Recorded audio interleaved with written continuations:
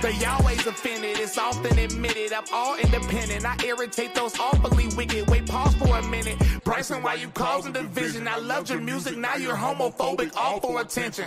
They say I'm only popular because I'm controversial. Or is it that your favorite rappers all with pop commercial? Y'all got Spotify to ban my songs, I guess my topics hurt you. And do y'all miss real hip-hop because this the time reversal? The baby can promote violence and drugs all on his CD, but he'll get canceled if he ever offends LGBT. I know everybody hates me, but I also know they need me. But they cancel me because I don't succumb my freedoms freely. And hip-hop wasn't always like this, bruh, believe me. Now rappers wearing dresses and calling each other sweetie. Well, somebody gotta say it, huh? Why can't it be me? Can I say screw Dr. Fauci? Can I say screw the CDC? Hey, uh-oh, Bryson, tone it down. You know we need your voice. God of the world. Well, that's an easy choice. Who has time for some white guy in a BLM face mask? Playing my music, screaming everything that I say is bad. I can't bow down to the mob cause I'm too real. I can't be controlled cause I don't need a deal. They say you going way too far, you need to chill. Sorry, I don't really care about how you feel. Ay, I can't bow down to the mob cause I'm too real. I can't be controlled cause I don't need a deal. They say you going way too far, you need to chill. Ay, sorry, I don't really care about how you feel. I resurfaced on purpose, I'm Houdini. Now I ain't going nowhere like I'm Tim Pool's beanie. I got permanent. What's up, y'all? Thanks for tuning in. We'll get started soon. Perfectly search for the surface and fly like an eagle. Praise Jesus. Your favorite rapper is satanic. Great panic in the place. It ain't safe to be straight magic. Play patterns in your face till your brain scrambles from bass sample. Can't handle the heat, then get away from the flame candles. Don't quote this song, just say a prayer to the Holy. We're just getting set up. We got a few guests coming through. I'm gonna play some tunes for y'all, safe tunes that won't get me smacked on YouTube. But thank you, just so you guys can hear me. Thank you guys for joining somewhere in the middle to cover the Republican caucus. I'm excited for what we see tonight. We will be taking your questions. At some point, we're gonna open up the live for people to come on and give their opinions on what they thought. Open some dialogue. I probably won't be able to do a whole show because it is an early day for my kids getting out of school. But nonetheless, we do appreciate your support and you guys tuning in every Tuesday and Friday and any other coverage that we do.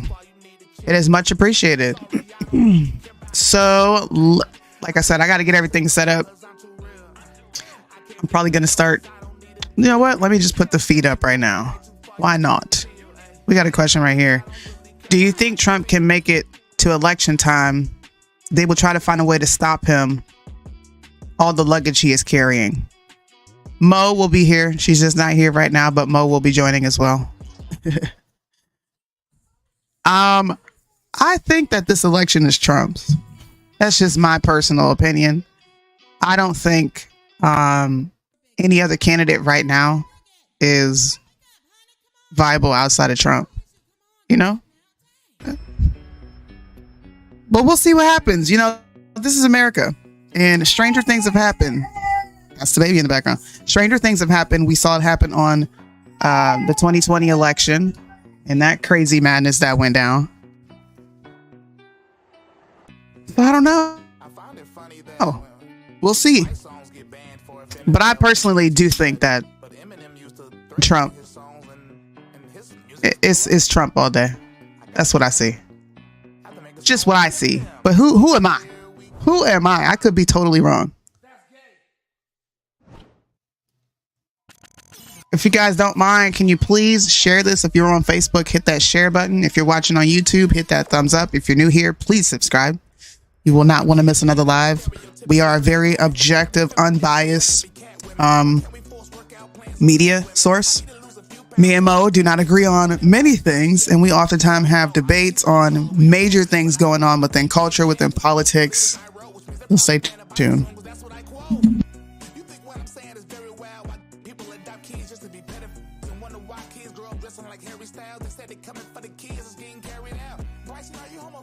Yes, 97% of the homophobia test, but I was 3% off, so I wasn't impressed. All people, they should be under arrest.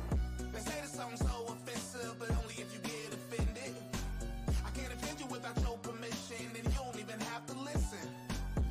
They say the song's so offensive, but only if you get offended.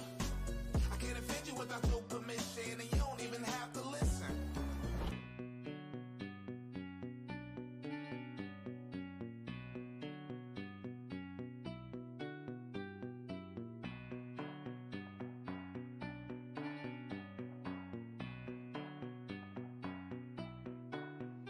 Eminem threatened gay people in his songs. I'm not that bad. I just wanted to Iran or Baghdad. I mean, they want to leave anyway. Why are they that mad? I'm not mean. I just have questions I want to ask.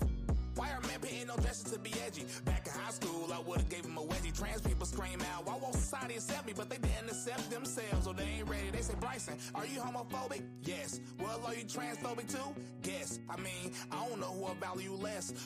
A harlots on us are showing their breasts. Being the president isn't a job for women. Calm down. Put on the dress, back to the kitchen. We used to shame the generous, but now it's different. We turn from God, now on TV, two men kissing.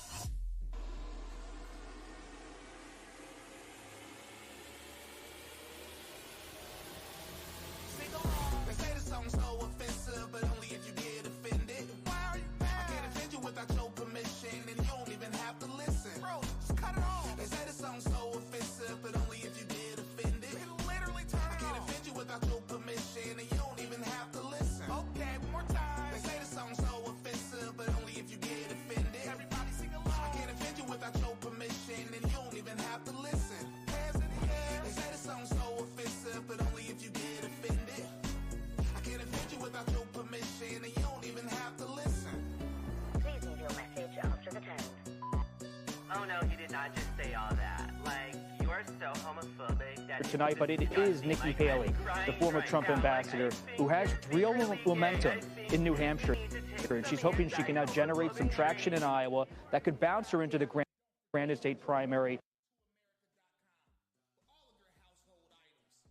Oh, Lord. Their own support for running into tech issues already. About the perceived political establishment and legal establishment in this country. So there's not a reservation about Trump among his supporters. They want to see a revival of Trump despite everything that's going on. Thank you, Rose, for sharing. The classified records case. What do we got? We got a question here. That are looking into his role on January. Let's turn this down just a little bit. Just a little bit. Turn it down. Have you ever heard of Air American Radio, the failed left-wing talk radio network that lasted from 2004 to 2010? I've never heard of it, no. I would love to have my own radio show, but I have to have someone brave enough, willing to give me a radio show. I'm like a risk to most people. They're like, I don't know what you're going to get up here and say. In between these campaign stops by Donald Trump, how does that affect this race? I don't like that this is stopping and going. We got to figure this out. Doing an excellent job staking out these campaigns, and you really get a sense about how the legal issues hover over Trump, even as he's pulling victory here in Iowa tonight, being asked by Olivia about that E. Jean Carroll defamation case. Let's refresh, y'all. How about that? What up, Michelle? What's up, everybody watching? Thank you so much for tuning in, bro. We appreciate it. We appreciate it. We appreciate you. Hopefully these notifications go out soon, because sometimes notifications don't even be working. They don't even be working.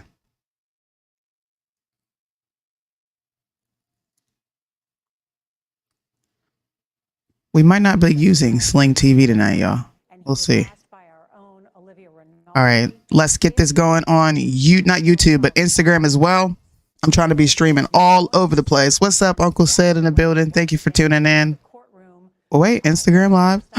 What? Let me find out. Olivia Rinaldi and all of our campaign reporters doing an excellent job staking out these campaigns, and you really get a sense about how the legal issues hover over Trump, even as he's poised for a victory here in Iowa tonight, being asked by Olivia about that E. Jean Carroll defamation case. Trump is scheduled to have appearances in that case this week about the rape allegation that Trump has been accused of in civil court, and he has been said to now have to stand ready to pay damages. But he's been arguing with the judge in that case with his legal team that he shouldn't have to attend due to his mother-in-law's funeral this week. 2/3 of voters in those entrance polls say that he is still fit to be president, even if convicted of a crime. Robert Costa, thank you. Major? Let's go now to CBS Mornings co-host Tony DeCopel, who is inside a caucus site for us at Beaver Creek Elementary School in Johnston, Iowa. Tony, good evening. Hey, good evening, Major Garrett. I'm going to keep my voice a little bit low because they are on the brink of beginning this caucus here behind me. There's about 75, maybe 100 people in the room. I think they're going to be a little bit delayed in the start, though, because they've got a very long line of people out front. This is a heavily Democratic era. It skews to registered Democrats. And one of the things we were wondering tonight is whether we would see a large number of Democrats come fill out the paperwork to switch parties so they could participate in this Republican caucus. And what I'll tell you is they've got dozens and dozens of those forms at the front. People are switching. They are so concerned about this election. They want their voice heard from the Democratic side playing in the Republican caucus. They've actually run out of the forms here at Beaver Creek Elementary School. So you've got a lineup outside of Republicans trying to check in. You've got a second pool of Democrats waiting for additional paperwork to be brought in so that they can change their registration and get into this high school gym right here. So pretty dynamic and fluid situation. In terms of chatting with the voters, things that they are looking for, things that they're not looking for, they've made up their minds by and large. Some people are still open to a change. They're going to hear their community members speak on behalf of different This cutting in and out is really gonna bother me. Haley room by and large with a smack. It's gonna bother me. Trump voters. That's my temperature take just walking around. Ron DeSantis does not have a lot of support in this particular venue. That is a meaningless data point, but I offer it up because it's where I'm standing on this. He said it's meaningless, but I'm offering it up. So, why'd you bring it up then? Things as they unfold here.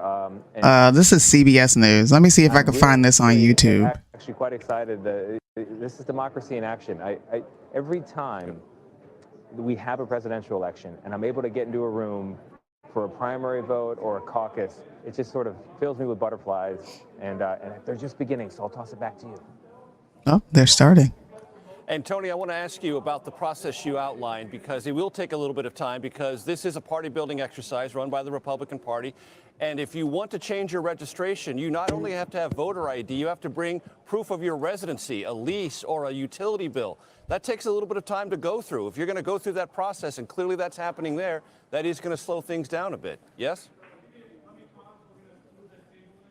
Yeah, that is true. And that is what's happening. I also want to tell you that what just happened behind me is a leader of the caucus site here stood before his fellow Republicans and offered a motion to accommodate the additional voters who are trying to register, and they're delaying the start. It's already 7 p.m., so things should have begun, but they have not. And so they said all in favor of delaying the start so we can get everybody processed, say aye. And I think you may have heard the aye. So this is a sign of engagement. It's a sign of excitement, and it gets me excited, frankly. Engagement and process. Everyone wants to keep the That process was a little orderly cringe. and transparent. Ain't even gonna hold Thank you. so very much. Let's go now to CBS Getting a News little Election excited. Surveys Director Anthony Salvanta, who is standing by at the CBS News Data Desk with more insight into the top issues on the minds of caucus goers this evening. Anthony, what can you share with us? Hey there, Major. And first of all, tell Tony his precinct is absolutely not meaningless. It is meaningful. It's one of 1,600. We'll get the data from there, just like we get from every place else. So that's great. But look, we're going to be talking a lot tonight about not just Donald Trump. We're going to be talking about issues of democracy. And one of them is right here from the entrance poll. This is our survey of people going into the caucus. One of the things they were asked, is Donald Trump fit to be president? See if we're live. Convicted of a crime. And you're at 2/3 right now, these caucus goers who say yes. And I put this out there right up front because this is going to be one of those things. What's up, Tiffany? All through the campaign, right? This What's up, question, Michelle? Republicans, and we've seen this in our polling, we see this here in the entrance poll, are feeling that the charges against him are politically motivated, especially those in the MAGA base. They are in favor of, majority of them in favor of, him seeking revenge against political opponents. This is an animating force. So not only does he have strong support, but some of these ideas are running through at least this very conservative caucus major.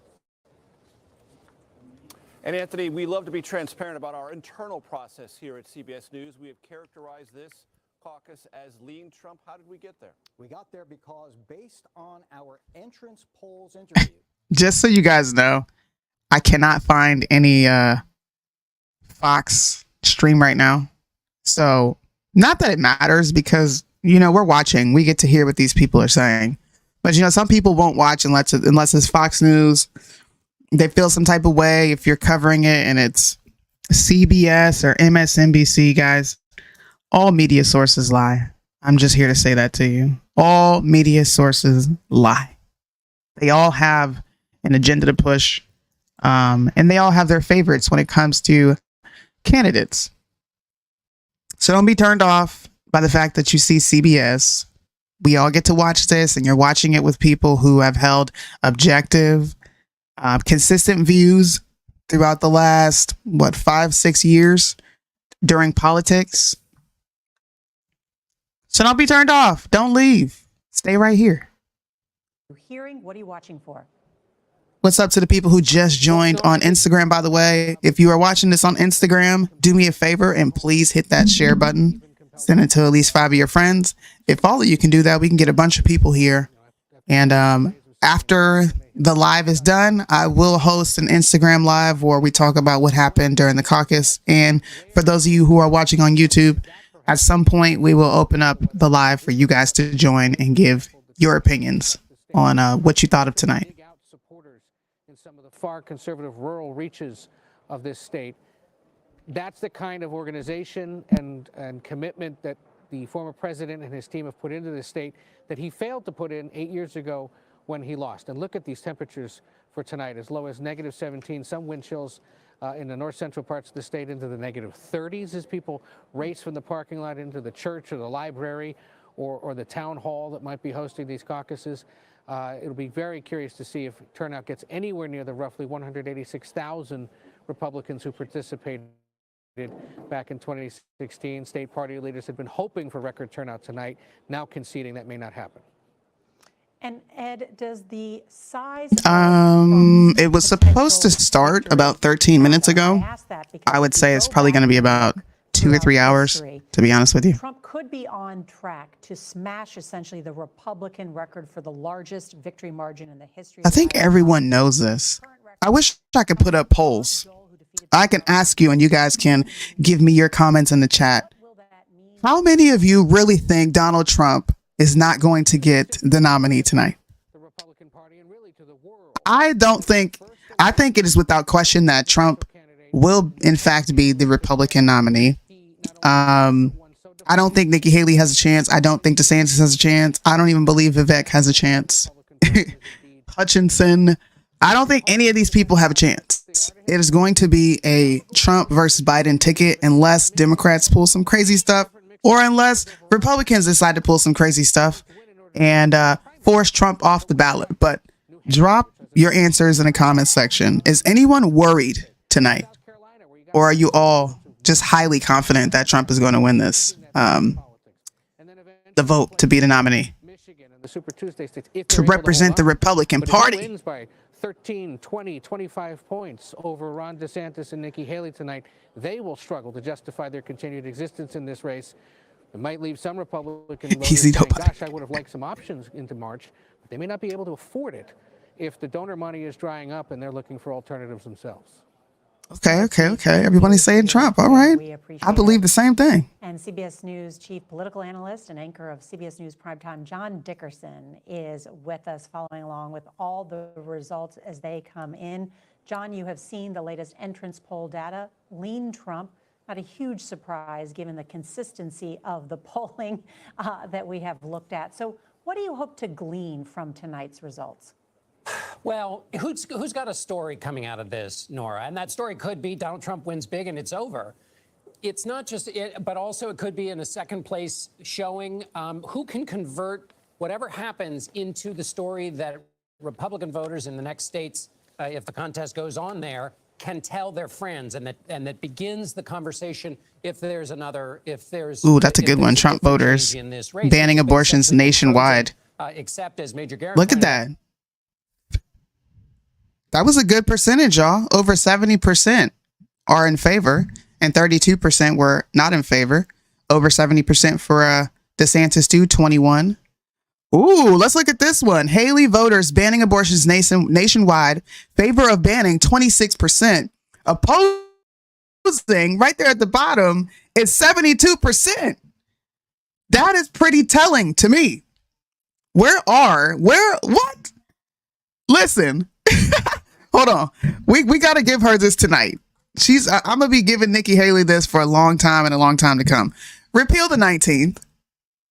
Y'all are not in favor of banning abortions nationwide. These are Nikki Haley voters, predominantly women. Let's be honest about it. They're probably predominantly women, but holy smokes, that was crazy. I got to get a screenshot of that. Did Biden win legitimately in 2020? These are Haley voters. 74% says yes. 23% says no. Wow. Wow. Interesting.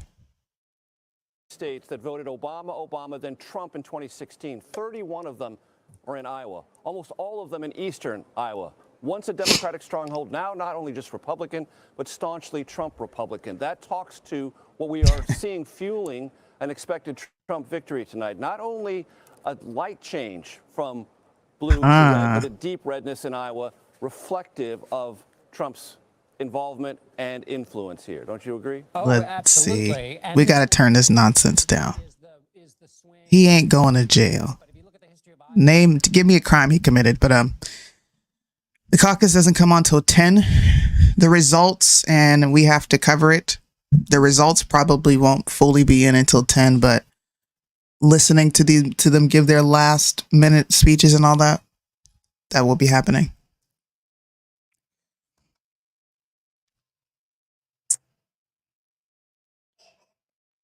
Shout out to Madison Downs for sharing my live. I appreciate that. Bum, bum, bum, bum, bum. All right, hold on.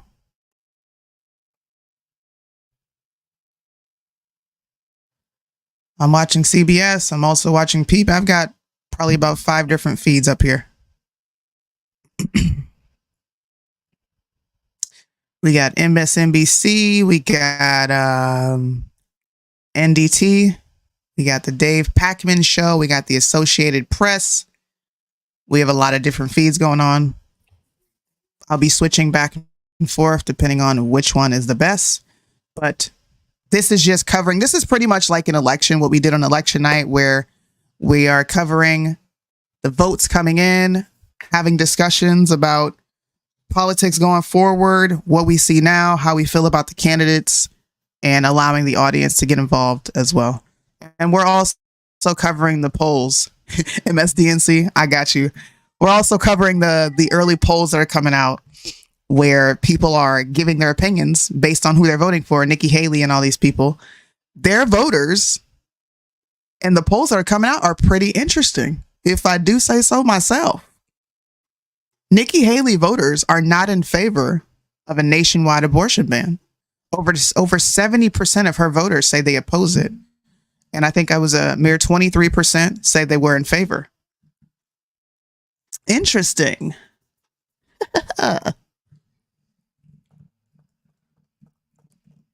Ron DeSantis, vice president. Ugh. I don't think I could do that one.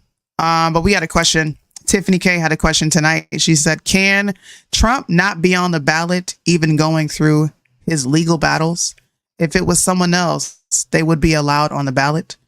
Are you asking if he is not allowed to be on the ballot? I'm going to let you clarify your question. But he is allowed to be on the ballot even through his legal battles. And yes, any other person would be allowed on the ballot because there's nothing that says you can't be on the ballot. What's up, Elizabeth? Thank you for watching. Thank you for tuning in. All the people watching on Facebook, all the people who are watching on Instagram. Where else y'all watching from? YouTube. I think we're going to get Rumble up here soon. Thank you all for tuning in. All right, let's switch feeds real quick. See what this is talking about. 24 election is very important to me because it's going to change the impact of our country. And this country has been going in the wrong direction that I don't want my generation and the next generation to live in a country that has been going downhill with low interest rates and all this stuff that's bad for America, and seeing our America that I once was taught to believe in being torn apart. That's something that I don't want to see, and so that's why I'll be out caucusing tomorrow night, because I want to take our country back and leave a good legacy for the next generation. Some good reporting by Arlene Richards there. Now back to our guests, Bart McCoys and Lieutenant Stephen Rogers. Now, Lieutenant, before the break, we were talking about Nikki Haley and what she can offer versus other candidates. What can she offer that other candidates can't? Well, the one thing she can offer that other candidates can't is a hope and dreams of a lot of women across this country, especially young women in high school and college. They're seeing a young lady like Nikki Haley have a terrific career in politics and serving a country, but isn't it exciting? I think about my daughters to see a woman running for president of the United States with the possibility of winning. Repeal the 19th. Offers, and I think it's a great thing for America. And right now, we do have some numbers we're going to pull up for you. As the numbers come in, we have the top 4 candidates right now that are leading in Iowa. If we take a look here, we could see former President Trump is at 76%, Governor Ron DeSantis at 12%, Nikki Haley at 7%, and Vivek Ramaswamy at 4%. This is the early numbers here with just barely 1% of the vote in.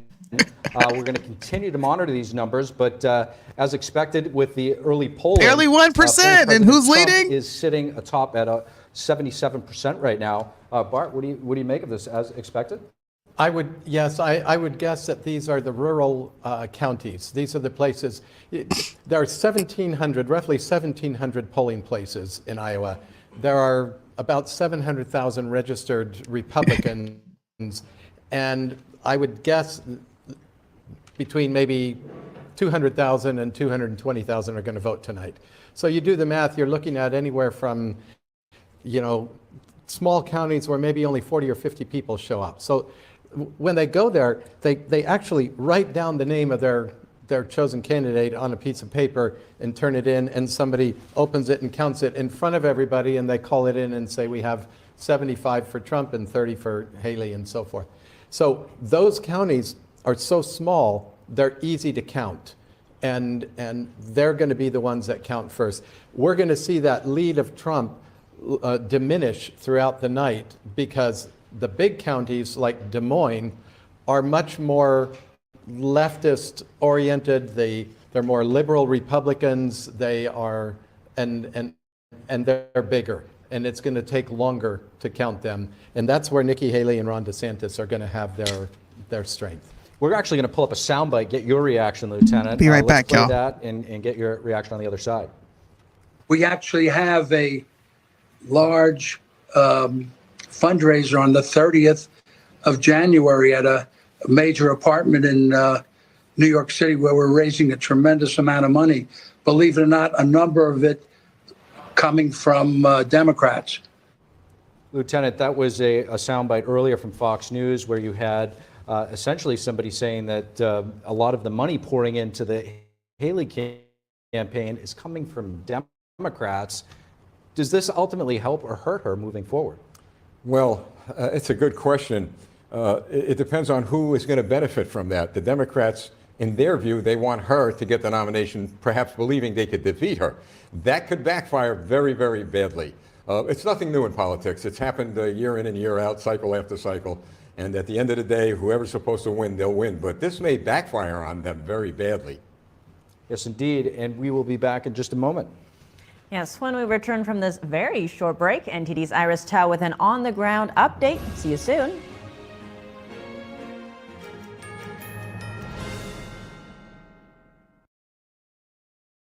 Hi, I'm Susan Lucci. I never thought about heart disease until I had my own heart event. I received 2 stents in my arteries, stents developed through research funded by the American Heart Association. Those stents saved my life. I have met so many survivors.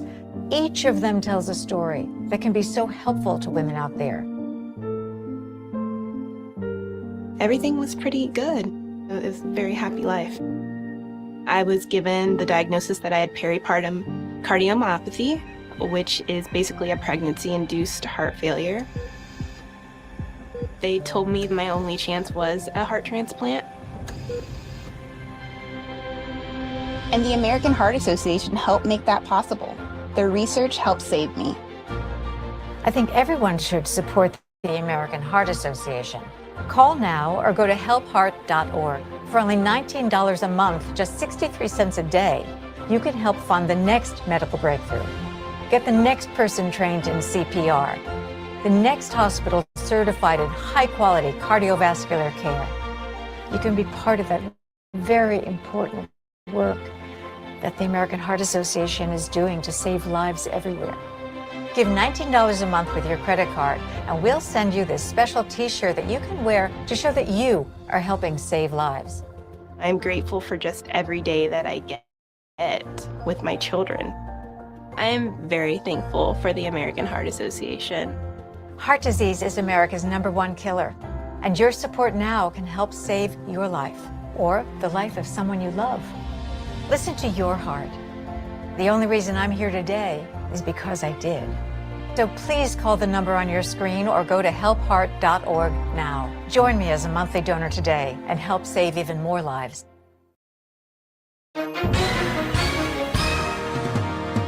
Hi everyone watching at home. We're here to remind you that if you or someone you know were injured in an accident that was not your fault, listen up. We have live agents available right now to answer your questions and tell you how much your case is potentially worth. Hi, I'm Gina Belich, here with spokesman and TV personality Tom Mustin with us in the Help Center. So Tom, phones are really busy over there. Tell us what kind of calls you're seeing. Well, Gina, first off, thank you for having me here in the call center with you. We always enjoy talking to the viewers and getting folks the compensation that they deserve. You know, we're seeing calls about all kinds of accidents, but the most common by far has been car accidents. So if you or someone you know were injured in an accident that was not your fault, give us a call right now. You'll speak with a live person. They'll answer any questions you have and tell you if you have a case and how much your case is potentially worth.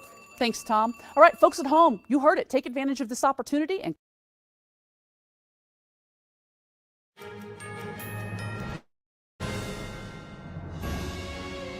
And welcome back to our special live coverage. I'm Steve Lance.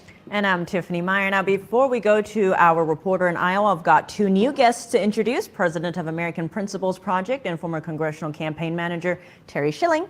And of course, former campaign advisor Lieutenant Stephen Rogers, or Captain America. Glad to have you both here. Now, Roger, what is happening out there? What is the atmosphere like? Give us a sense. Well, the good news is that the temperature is going up to -3. It was -14 last night when I went out to dinner. So, you know, break out your bathing suits. But nothing much is happening here at Vivek Ramaswamy's party headquarters yet. It's at the Sector Hotel. It's a trendy joint, as befits the candidate, where there has been a big dust-up in the last couple of days between Trump and Ramaswamy, who were until then best buddies. All of a sudden, you know, the 45th president had some nasty things to say about Vivek. We will see what materializes about that night as the night goes on, and hopefully I might get a statement from Vivek about it. We'll see what's going.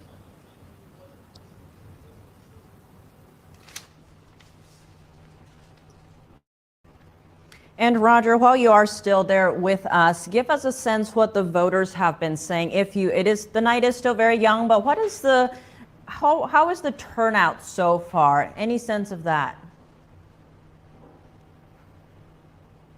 Unfortunately,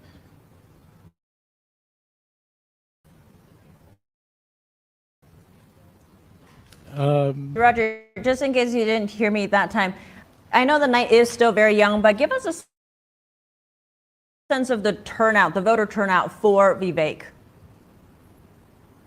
Well, we don't know, do we? I mean, he thinks that there's going to be a big surprise.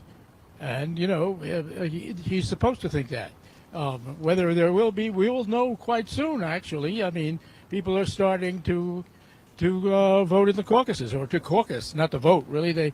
I've been to them, and then what they do is they stand at the corner of the candidate they support. And sometimes they see their boss in the opposite corner, and they quickly hurry and scurry over to get to the right corner.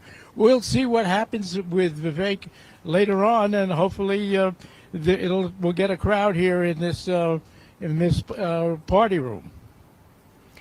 Well, Roger, thank you for that, and we will be checking in with you throughout the night. And now to our panel. We have Terry Schilling and Lieutenant Rogers.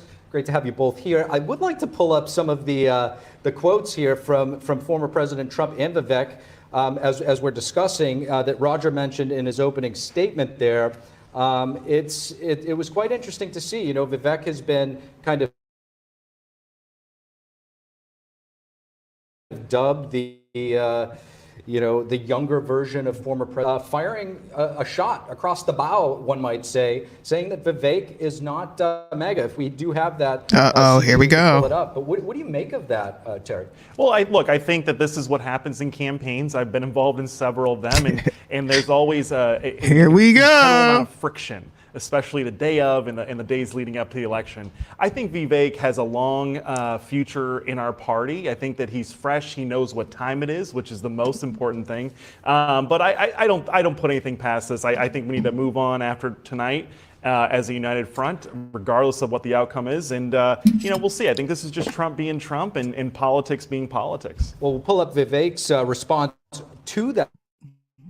Truth of former president. Vivek essentially saying that he wasn't going to reply. To his credit, going back to Reagan's 11th commandment, thou shalt not speak evil of any other Republican. I don't think he's connecting with the American people.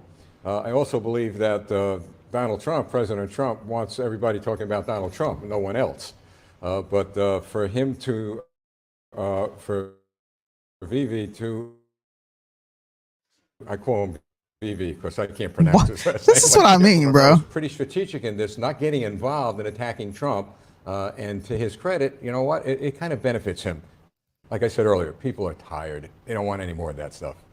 Well, Terry, Vivek Ramaswamy has been polling in the single digits in Iowa and nationally, but he is very articulate. He's very popular among the anti-establishment conservatives. He's also quite popular among young people. Where do you see his future looking like? Maybe not just in this race, but beyond. Well, look, he's 38 years old, right? So the world is literally his oyster. He's bright. He's very smart. He's been able to figure out the political moment that America is in right now, and young people are flocking to him. Now, the tricky thing for anyone that's running against Trump is the Republican base still likes him, right? And the polling shows that he's had a 35-point lead according to Real Clear Politics average.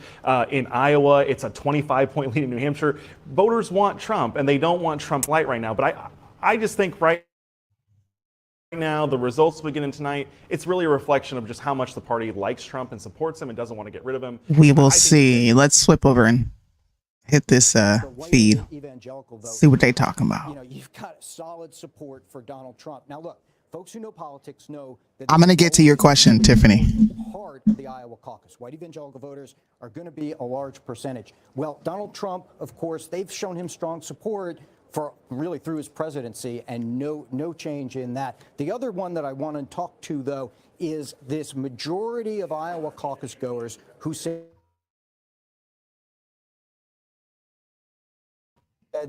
that if Donald Trump were to be convicted of a crime, as themes of democracy are going to be talked about all through this campaign. That's one where you say, okay, well, there was those Republican-based voters. They feel that those indictments are politically motivated. They feel, in fact, that that's motivating. We don't feel, we know. They are politically motivated. There's nothing that they have against Trump. I don't know why I just paused, but there's nothing that they have against Trump that's going to stick. To answer your question, you wouldn't want your daughter to be in charge of a business, a country. My daughter being in charge of a business versus a country is completely different. Would I support her being in charge of a business? Of course, it's her business. Would I support her being in charge of an entire country? Absolutely not. No, I would not. You want to know why? Because I'm a woman myself and I understand my limitations and my inability to make very hard decisions without factoring in feelings a lot of the times. And when you're running a country, feelings should be the last thing you're thinking about. The very last thing you're thinking about. So hopefully that answers your question. Listen, I'm clearly a woman who has a brain. I'm clearly a woman who can formulate an opinion. I'm articulate. There are hundreds of people that listen to me, if not thousands. I understand that. And I'm glad that those people listen to me. But they also get a very honest take from me when I'm being emotional. And there are times when I get on here and I'm not being too logical with my opinions and I'm being emotional. That's it. That's it. I know that's hard for a lot of women to take in, but it just is what it is. They don't want any Democrat in office. So hopefully they'll get a Republican. I'm going to have more people on here discussing these things. It won't just be me talking. Mo, there's Mo right there. And Mo's coming in 5. We got Liddell coming. Possibly we got Deontay coming. Hopefully we'll have a full panel and a full discussion of what we view for the country, our opinions on what's going on with this primary election. But me personally, Trump's got it in the bag. That's it. Trump's got it in the bag. The top line, as you can see, Donald Trump is winning right now at 70%. Ron DeSantis is number 2 at 15.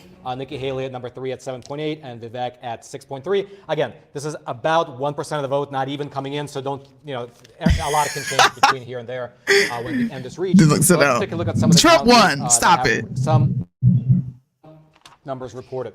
Here we have Leon County, Donald Trump, number 1, Ron DeSantis. Let's see.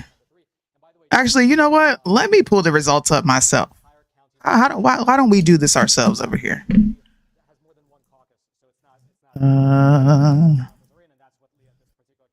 Pull this up. I'll look at some of your other questions too, but it's a one-woman show right now, so forgive me. National polls are favoring Trump. Trump. Because we all know who's going to win. It's Trump. Who's ahead in the Iowa polls? 52% Trump. New Hampshire, 43% Trump. Nikki Haley has a 30% favorability. South Carolina polls, 54% Trump. Nikki Haley at 24%. Who has the most endorsements? Trump.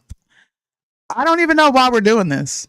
Maybe I'm being a little biased and I'm just like, you know what? Trump has got this. So why are we even discussing who can potentially win?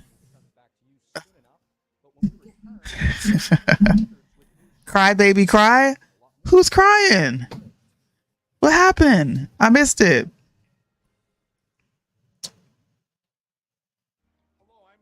Oh, Lord, my pillow. Can't I?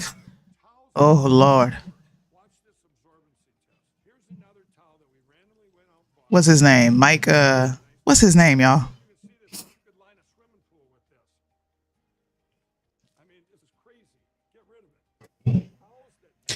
Doom, doom, doom, doo, doo, doo, doom, doom, doom. I like using The Guardian, honestly. Every news source has Trump winning. Every single news source, even CNN, Mike Lindell, thank you. CNN has projected Trump to be the winner. If CNN is projecting Trump to be the winner, then you know he's got it. I don't know. We saw what happened in 2020. If Trump wins the election, will there be riots everywhere? Yes. I do believe there will be riots. I believe there will be hundreds, if not thousands, if not millions of people absolutely losing their mind, calling it the darkest day in democracy. I think Trump winning the election in 2024 will supersede January 6th.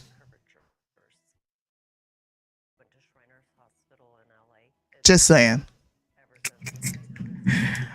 Jennifer Zahn says the meaning of Christian and Trump are complete opposites. I'm so disappointed in people representing themselves as Christian when the Christ I worship, I can't imagine his shame. Not judging, just witnessing Trump's behaviors, actions, and words. I actually agree with you here, Ginger. There's a lot of Christians who kind of struggle with if they want to vote for Trump or not. So I agree with this comment, and it's actually nice to see a fellow believer say what I've been saying for so long. And it's nice to hear it coming from the commenters, especially on Facebook. A lot of my followers on Facebook are devout Trump supporters, bro. And you cannot say anything about Trump without them thinking that you're somehow a paid operative or you're paid to create dissent and chaos. Like you're not allowed to have your own opinion on these things, which is a little nutty to me. Let me not say a little. That's pretty crazy to me that people are that gung-ho over Trump and you having a different opinion than they do. I want to look at some of these polls so we can talk about these polls.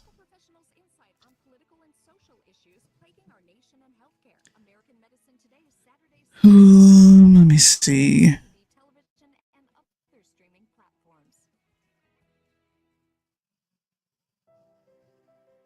We are going to have caucuses for the rest of February and March, by the way. So I'm sure we'll be doing a lot more of these.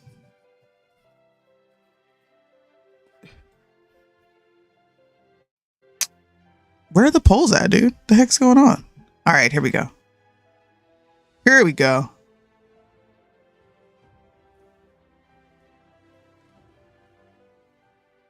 Maybe I should go to Real Clear Politics.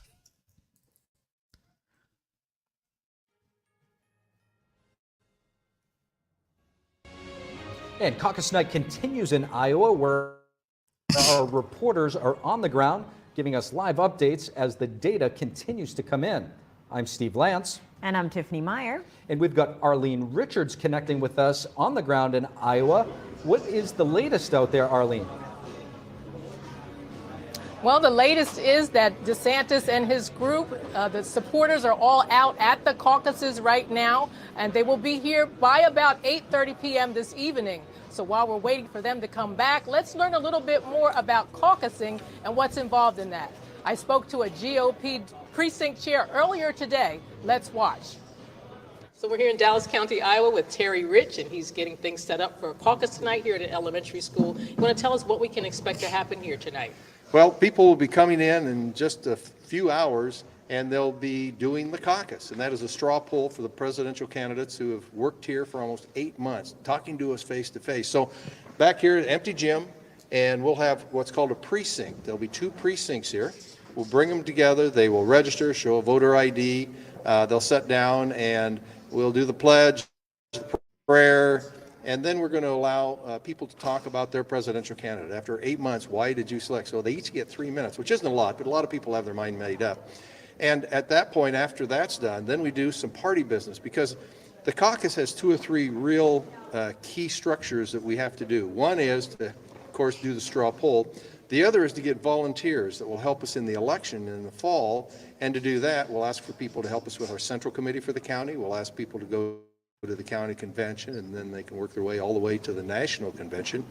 And we'll ask them to write down what platforms they like with the Republican Party and what they don't like, so that we can take that to the convention, to the platform committees, combine it, and that kind of forms the basis of what we hope the candidates will think. Once that's all done, then we've given everybody a ballot. If we've ID'd them, we know they're a registered Republican, then they get a ballot. They'll pull that out of their pocket and they'll write down their favorite presidential candidate's name. And we will then put those all together, and we will manually, publicly count. Breaking news, everyone. Breaking news. NBC projects Trump as the winner in Iowa. Oh, we're all so surprised. We are all so surprised. You see that? Who won? Now, we know that some funny business could happen at 2 or 3 in the morning. So let's not fall in love with this yet. This is just 1% of the vote in. But these left-leaning sources are declaring Trump the winner. clients, I said, this is the What do most we do with boring that? crosstab I've ever seen. There was virtually no movement that was consistent in one direction or another, and dramatically contrasts with Ron Paul, who had been leading up to that final poll, sort of dropping off a cliff. And here comes Rick Santorum, who'd only gotten, if he got 6%, that would have been his high water mark. And to see him rise and rise and rise till he was approaching Mitt Romney, who had held fairly steady throughout. All right, It was an amazing moment. Yeah, Dave, before we go, anything we can draw, I know New Hampshire is a completely different electorate, it's a different race, but anything we can draw from this race that would take us into New Hampshire, at least about the people who came out, the people who supported former President Trump? Obviously, this is going to be a much more conservative, much more evangelical crowd than the one that shows up in New Hampshire. And Democrats and independents have an easier time crossing over and voting in New Hampshire. So it's important to keep in mind that this electorate is going to look a lot more like the Republican electorate as a whole than New Hampshire does. You know what? We have a key election alert. I actually want you two to stay with us because I want to ask Ann about this. Apparently, there's from what we're hearing from the Iowa Republican Party, right, the Iowa GOP, there's going to be a somewhat low turnout for this caucus. They're sort of projecting 130,000. And what does that mean to you when you hear that number? I know we had a bigger number, I believe, in 2016. Not as big, I think, in 2012. It was around that number. 122,000, Chuck showing me in 2012 versus 186,000. Look, it's the coldest night ever for the caucus, right? I guess it's pretty good to get 130. You know, when I hear people make predictions about things like turnout, I write it down in my calendar that I carry with me at all times. And the only forecast that I heard where it would be record breaking. It would be over 200,000. So you see 180. Who cares?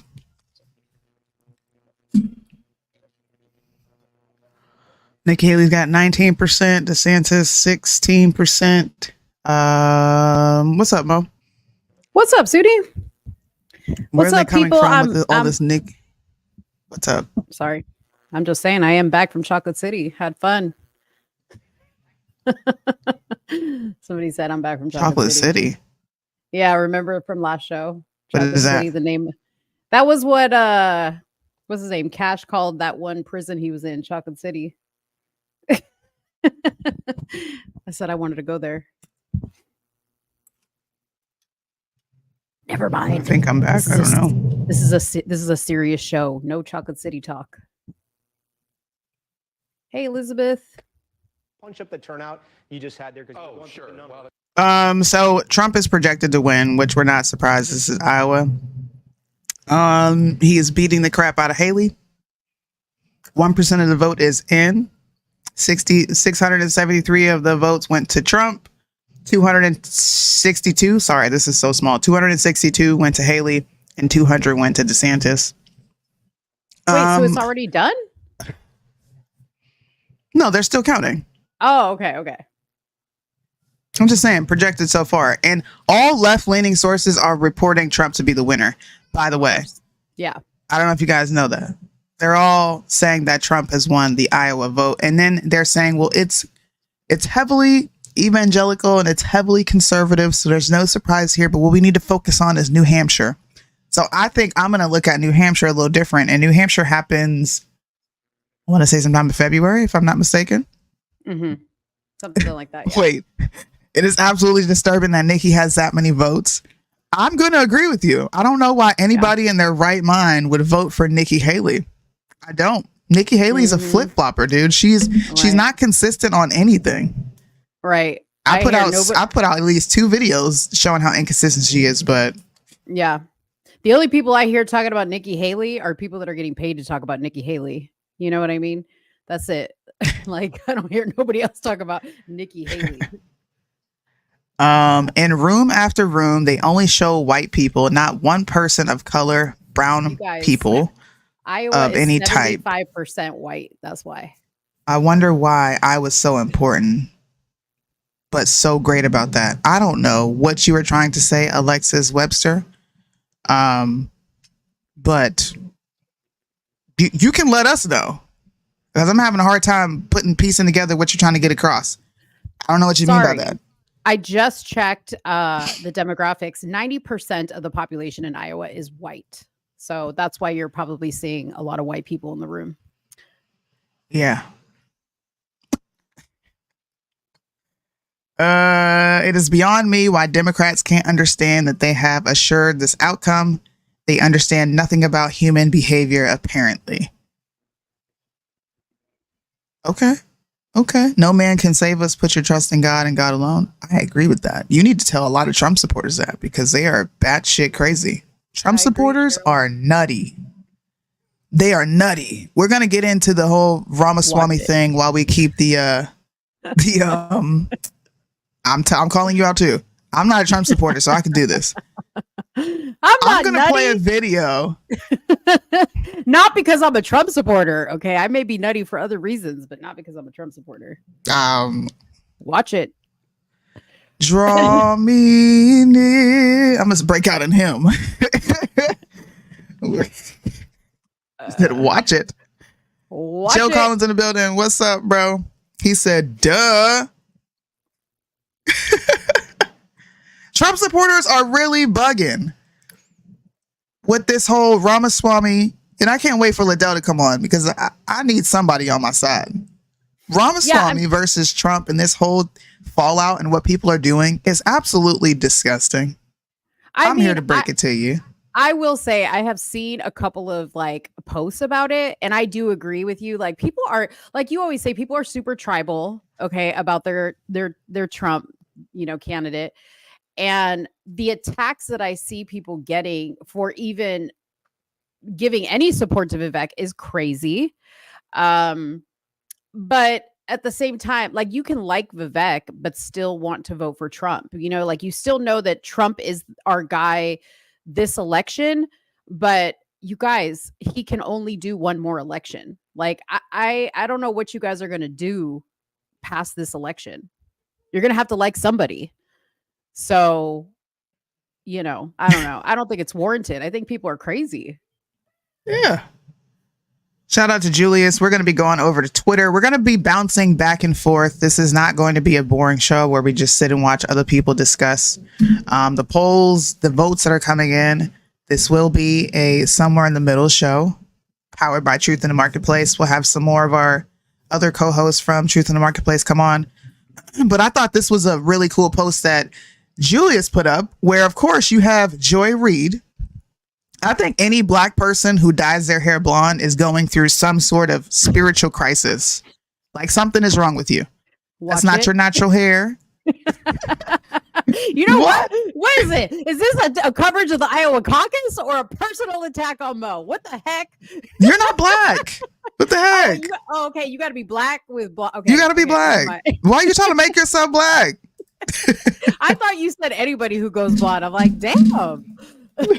No, I said any black person who does this is going through you're going through something. So shout out to Julius. Follow Today with Julius on all social media platforms. He said a black woman with blonde hair is triggered by white Iowan Christians. I love this caption. And I'm going to play this video because this woman is absolute bonkers. But, I feel like the important sort of data point, and Steve talks about it a lot. He's going to probably talk about it a little more tonight, is that these are white Christians. That this is a state that is overrepresented by white Christians that are going to participate in these caucuses, especially tonight.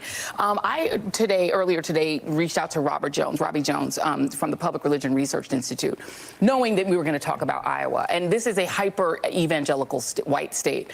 And he said the following to me: Iowa is about 61% white Christian. The country as a whole is approximately 41% white Christian. And in Iowa, we're talking about evangelical white Christians. And he said the following. Because I asked him, what do they get out of supporting Donald Trump? Because he keeps losing, he keeps delivering losses and losses and losses. And he said the following: they see themselves as the rightful inheritors of this country, and Trump has promised to give it back to them. Do you see the narrative building and the conjecture that this lady and whoever she reached out to give her insight on why these voters are voting the way they are? You have just indicted every white Christian that is voting right now in the Iowa caucus, saying that they want their country back.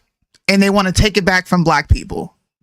Are you kidding me? This is what I told you. Black people with blonde hair, they're going through something mentally and spiritually. What? You were going to say something? My bad. No, I'm sorry. I was choking.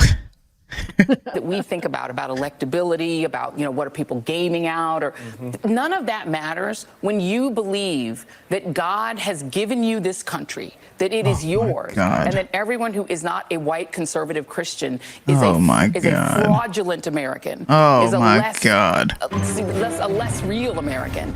And you don't care about electability. You care about what God has given. Who can anybody? I don't know. I wish we had some white folks from Iowa to come on and fact check Joy Reid live. Why is it okay to do this to white people? I know I get on white people for being victims and taking on the black plight because I believe that's what they've done. But why is this sort of commentary, uneducated, ignorant, dangerous commentary allowed on our airwaves? Yeah, I agree. What Iowa voter has said they want their country back? I don't think I've seen one. And if they're saying they want their country back, are they saying they want it back from black people? Or are they say they want it back from radical, insane leftists? Tyranny. Yeah, that's what they're saying. They want it back from the tyranny is what they're saying. I wanted to read a quote on Donald Trump's Truth Social, because somebody in the comments here put he thinks that Trump should pick Vivek as his VP. Well, I think that I don't know if that's an option anymore, because here's what Trump posted, and I'm going to read it to you guys because it's a little small, and I'm going to show you what this stemmed from. So Donald Trump posted 2 days ago, Vivek started his campaign as a great supporter, the best president in generations. Unfortunately, now all he does is disguise his support in the form of deceitful campaign tricks. Very sly, but a vote for Vivek is a vote for the other side. Don't get duped by this. Vote for Trump. Don't waste your vote. Vivek is not MAGA. The Biden indictments against his political opponent will never be allowed in this country. They are already beginning to fall. Then he wrote, a vote for Vivek is a wasted vote. I like Vivek, but he played it too cute with us. Caucus tonight, vote for Donald Trump, build up the numbers. In November, we must take our very troubled nation, a nation in decline, back from crooked Joe Biden and the radical left Democrats. Now, this is what this is stemming from. Actually, let me go back because I have to put my sound in there. But this is what this is stemming from. And I said this to Suni because I was like, I don't know if I like this. Like, this seemed kind of shady to me and it was kind of weird. But listen to this exchange he had with a voter in Iowa. I get emotional. I'm emotional about this country. I need your support on Monday night. You do this, I'm going to do my part. Okay, you're picking at my shell. You are. Yeah. But, I've got commitments. It's about this country. It's about this country. You want to save Trump, you vote for me. I'm telling you that. You vote for Trump. You're sending him a sledgehammer. No, but you're sending him to his own demise. You're falling into the trap that not only a country's falling in, that he's falling. You want to save Trump, you vote for me. I need your support at the Iowa caucus. That's a good argument. That's a good argument. It's not an argument, it's the truth. Do the right thing for him and for this country. That's what I'm asking you for. I will consider. Thank you. That's the first time For I've this ever country. said that, by the way. Because the others. No, forget that. But that's the truth. And I think you know it. It's also about Trump. But this is About yes, America. yes. This is the truth, and what I just told you, I think you know that in your heart to be true. Do the right thing on Monday. That's what I'm asking you for. Thank you. So I think a lot of Trump voters took this because it was kind of weird that he was like, if you want to save Trump, vote for me. I think what he meant was, if you want to save the Make America Great Again movement, which people are, they put only with Trump, which I want to state that is not a Trump slogan. He didn't make that up. He just made it popular. I think that's what Vivek meant to say, that if you want to save the Make America Great, America First, you got to vote for me because I'm the future of the Republican Party, I think is what he was saying. The way it was taken and the way it came across was very shady. Like, what do you mean if you want to save Trump, vote for me? Like, what does that even mean? That's how I took it, at least. So, Well, I don't know. this just respectfully, like I'm not lumping you in, but this just shows how ignorant people truly are, because he put out a statement saying exactly what he meant and nobody watched that. People decided to watch this and be like, I don't like it. Well, let's go back in time. All right, let's go back in time. Were you guys not the same people complaining about the FBI coming after Trump? Because I remember doing plenty of lives on that and being highly irritated that we care more about a president than actual citizens who have been violated by the FBI, i.e. Cash Kelly, right? Or how about the fact that people kept complaining about the articles of impeachment, all these ridiculous hearings, all these accusations that are being thrown at him? If we're not interested in saving Donald Trump, then just save that. Just come out and say it. But don't get weird and say, well, this guy's trying to do something shady behind Trump's back, because he actually said what the plan was. I don't know how many people saw it or didn't see it, but I'm going to play it. Yeah, play I don't think he's far-fetched, and I don't think he's wrong. Based on what we saw here tonight and how often they have quoted wanting Nikki Haley to be the pick in Iowa or the pick for the Republican Party, I think people are being severely dishonest and they're not paying attention to what is actually going on. It's obvious. When you can pull something nefarious from what this guy is actually trying to do, and I am in no means interested in voting for Ramaswamy. I'm not voting in the general election. I think I've made that very clear. But I'm also not going to participate in ignorant banter coming from people that don't pay attention to anything outside of Trump's asshole. It's frustrating. Listen to this. Here's the hard truth, and nobody seems to want to acknowledge it, but it's what's happening in plain sight. And I'm going to ask you to open your eyes. They want to narrow this down to a two-horse race between Donald Trump and Nikki Haley, a puppet who they can control. Then they want to eliminate Donald Trump this spring or whenever it is and trot their puppet into the White House. It's hiding in plain sight. We're not going to look back a year from now and say, oh, we were shocked that that happened. I think we're going to look back a year from now and say, how could we not see that happening when every clue was hiding in plain sight? They're selling us the rope today that they're going to use to hang us tomorrow. And we have an obligation to this country to make sure that doesn't happen. I'm in this race because we have a duty to this country and the America First movement to make sure this lives on no matter what. It didn't start in 2016. It started in 1776. And the system has made clear they're going to now stop at nothing, and I mean nothing, to keep Donald J. Trump out of office. I have pushed back against this at every step. I've filed FOIA demands against the Biden administration. What did Biden and Merrick Garland tell Jack Smith in those federal prosecutions? This week, I filed a Supreme Court brief laying out what I view as the best legal arguments that the Supreme Court does need to hear in order to overturn Colorado's disastrous ruling. I've pushed back against this at every step. I'm the only candidate who has said I would remove myself from Maine and Colorado's ballots if they eliminate Trump. And I've called on every other Republican to do the same thing, because that's how we protect ourselves against this election interference. But at a certain point, we have to open our eyes and see the hard truth. And yes, our duty is to this country. It's all I'm asking is to open your eyes, see the plot. It's staring us in the face. It's a hard pill to swallow, but sometimes the truth hurts and we have to open our eyes to see it. To me, all he's doing is saying what we've said forever. The GOP does not want Trump. They don't. They've been doing everything in their power to get rid of this dude, along with left-leaning people, leftists, whatever you want to call them, establishment Republicans, the Uniparty. They've done everything imaginable. So why is this nefarious for people when we have been saying the exact same thing Ramaswamy is saying, which is Trump's a target from the left and the right. For the left and the right, my bad. Yeah. So I was looking at a poll the other day, not a poll necessarily, but this is a, and I can't believe Nikki Haley is even on this list, but somebody said this is the top 10 list of who Trump is considering to pick for his VP. They had JD Vance on there, Ben Carson, Elise Stefanik. I don't know who that is. I've never heard who that is. But she seems to be the front runner that everybody thinks is going to be. She's a congresswoman from New York. I don't know anything about her. Sarah Sanders, Kristi Noem, Tucker Carlson, Byron Donalds, Carrie Lake, Nancy Mace, and Nikki Haley. Why he would pick Nikki Haley, I have no idea.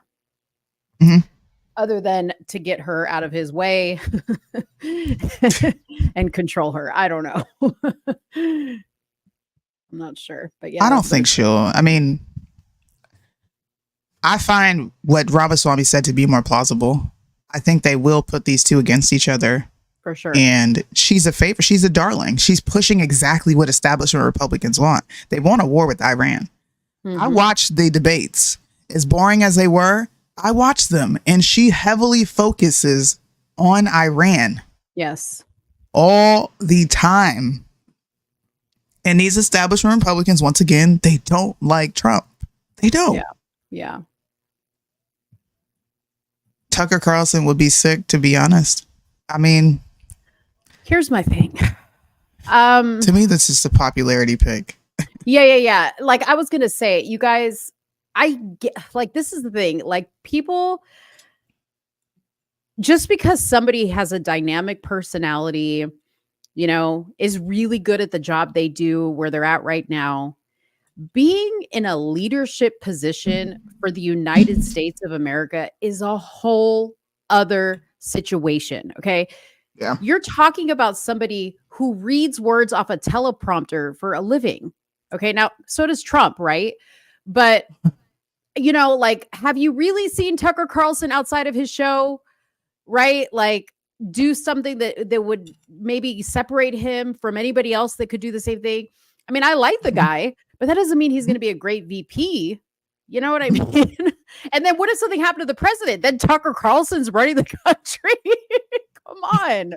Like, just say that. What would the country look like if he was running it? Right. I'd be scared. Exactly. There's still media puppets at the end of the day. I was talking about this earlier before you came on. So I was like, look, before y'all get all bent out of shape, I am going to be cycling through left-leaning media, independent media, and whenever Fox News decides to come on, I'm going to go there. But they all lie. So you being picky about which media sources you watch, you're losing. Because either way, you're getting one line of thought from either one of these media outlets. Yeah. It's not going to be an objective take. I Just mean, like this right here, TND, they're heavily supporting Nikki Haley. I'll turn up the volume in a minute so you can hear how bad they want her. Yeah. And look at the numbers that you just saw. Nikki Haley is beating Vivek. That's pretty much proving what he said. Like that, if that doesn't tell you what you need to know, I'm just saying, yeah, we got to be real about this. Oh gosh. How do you know this? Christine Potter. Vivek is Trudeau. He's a Democrat implant. Trump never acknowledged him ever. He is Biden administration's implant. F you, Vivek. Damn. Skanky ass. Pelosi crotch sniffing dog. We set out traps for predators. Please come take a sniff. Damn. What information? What is your source? Every journalist has a source. What is yours? Wow. I put that up there, not even reading her comment. Damn, Christine came in hot. Christine came to fight. She said, "Skanky Come on. ass." You don't like Vivek because Trump told you not to like him. And Trump even said in his post that he liked Vivek. He said, "I liked Vivek," before he went in on him and what he said. But just understand, Trump does this to everybody. Okay. Trump says he likes, what's his name from California? Newsom. Newsom. He's a good guy. Okay. So stop. Actually listen to what he says. Said the same thing about DeSantis, and y'all love DeSantis. DeSantis right. was America's governor before Trump started taking shots at him. Y'all got mad at me for being against DeSantis. I remember that when y'all was saying Daddy DeSantis. Oh, people were saying Daddy DeSantis? They were saying Daddy DeSantis. Sure were. Wow. And I had something to say about it, and they were all bent out of shape. You're just like she's saying, you're a Democrat plant. What? Oh gosh. No, Democrats wouldn't have me if I wanted them. They say that to me too, though. The minute I say something against Trump, I'm a Democrat plant. I love it. I just want to know these sources. That's all I'm asking for. Like, where did Pelosi come into any of this, and how on God's green earth has he been planted by Democrats? Like, huh? What? Have you listened to his foreign policies? Everything he states is against anything Democrat. Yeah. I don't understand people. I swear I don't. All right, let's see what they're talking about in the news real quick. Importantly, and I've heard people float this, whoever finishes third agrees to be the running mate to the number two, and then they combine efforts. Remember, kind of like when Cruz and Rubio were trying to decide whether to do that, and neither one of them Try to join forces. couldn't right. agree on who was going to be number Right. two, right? By the way, the patterns we were telling you about to watch. Yeah, what did you see tonight? tonight? You've been watching this. We've been watching it, and these are not definitive yet. This is just what you see here in the color is the candidate who's winning that county. It doesn't mean that all the votes are counted, but already, so Donald Trump's color, as you can see there, he's pretty much leading in every county right now, but 3. And the 3 counties he's not leading in? Oh, Lord, look at this. Look at this.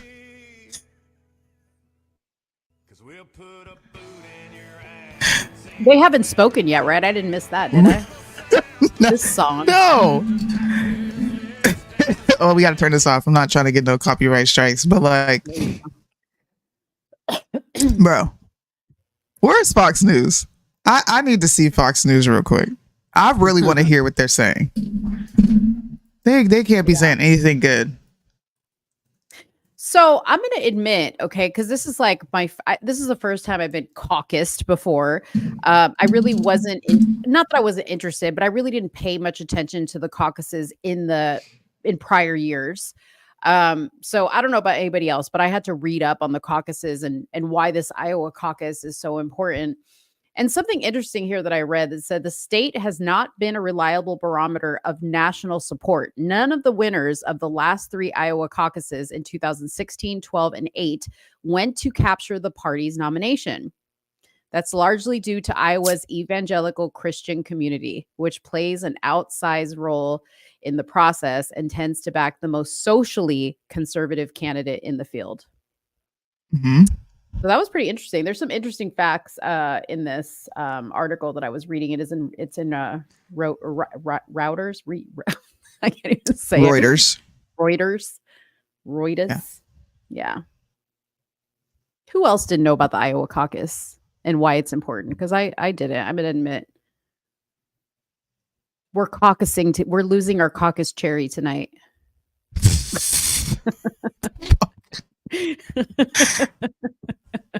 Why must you make everything sexual? It's fun.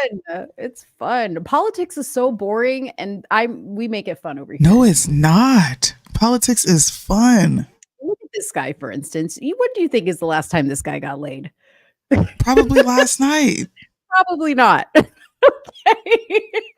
You're judging a book by its cover. Didn't Martin Luther King Day just pass, and you judging people based on how they look and not the content of their character? I am. No, I listen. We all know. Let me not disrespect Dr. King like that, because I'm gonna let y'all. Please disrespect Dr. King, because he's not the man that everyone thought he once was. I'm gonna let y'all believe what you want to believe. So we ain't here to talk about today, okay? That people are crazy. Hey, man. Hey, was he playing a small town? I have no clue. I have no clue, but I got a bunch of different feeds pulled up. I really don't want to watch Fox News. I could pull Fox News up right now, but I don't want to watch it. Slow down. Yeah. So, okay. So when they talk, so you've seen a caucus before, correct? Yeah. So when the candidates get up here to talk, are they all going to get up here to talk, like one by one? The winner will. Oh, the winner will. I don't know if they will show the conversations that they had earlier. I'm not sure. Gotcha. Hold on, let me see. There's Nikki Haley right here. Here you go. If I'm the candidate, then the entire election is going to be revolving around, the high prices, the open border, the crime, our restoring our military. Shows Trump supporters are the most passionate about their candidate. There's less enthusiasm for Nikki Haley or Ron DeSantis. So will their supporters be less jazzed about going out in freezing temperatures to caucus? We'll find out later. Despite businessman Vivek Ramaswamy trailing in the polls, his supporters say there could be a big upset on caucus night. I think when you love a person, like in what they're hearing, and it's just not who you're going to vote for eventually, you make it out to them. Like I hate going out and this stuff, but I want to be here. Like when you're excited about your guy. Because I love Trump. Support him. Does that not make you cringe when people say this? Like, how do you love someone that you've never met? You have never had a conversation with this dude. You don't know what the hell he's like in real life. He could be a total asshole. And you're saying, I'm going to go out in the cold for somebody I love. What do you love about Trump? Well, that is so cringe to me. They love the country. I could understand going out in the cold for that. I love what I have seen for the most part from Trump. That's what I'll say. I don't know Trump. Okay. I'm sure just like me, there's things about Trump that are unlovable, and are terrible. But I can understand like why when people say I love Trump, I don't think they actually mean like I love him, I'm in love with him. They love what the man represents to them. That's what it is. That's what it is. Just somebody, don't let the man age. Let him run again. Let's extend the voting. See? It's going to be a sad day. When he dies, people are going to lose their mind. That's ridiculous. Here's my thing. And people get mad at me. I don't give a fuck. I'm going to say fuck today. You don't even love Jesus this much. That's what bothers me. This is a freaking human. Yes, he did amazing things for the country. But why can't we? How come people don't show Jesus this much love outwardly? Why? That makes me so sad, bro. It really freaking does. It is sad. He's a dude. You guys are treating him like Obama. Exactly the way Obama voters acted is how conservatives, Republicans, right-leaning people, whatever. It's exactly how you act. You're doing the same thing. How can you even talk shit about Democrats when you're being one? Joe Collins says C-SPAN. Thank you.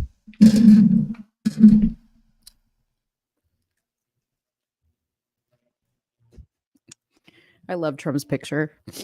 I love it.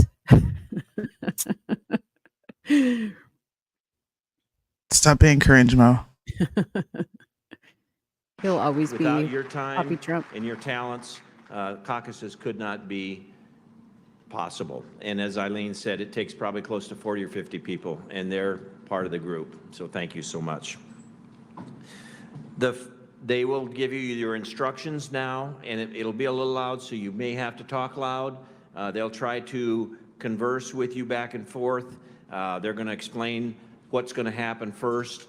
And then, of course, then the presidential ballot will be cast. I'll explain that just a little bit so everybody understands.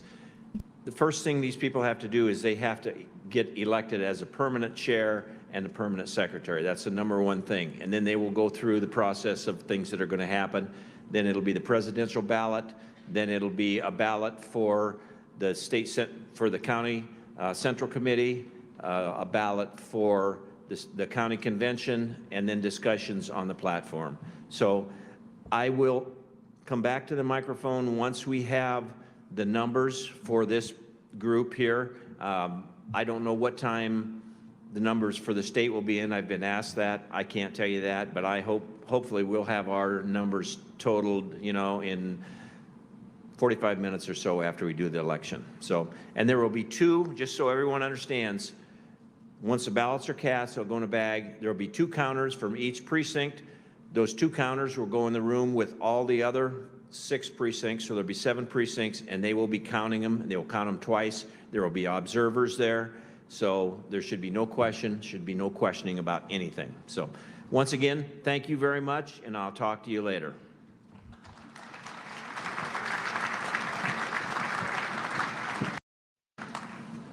This is Boone, Iowa, who is voting right now.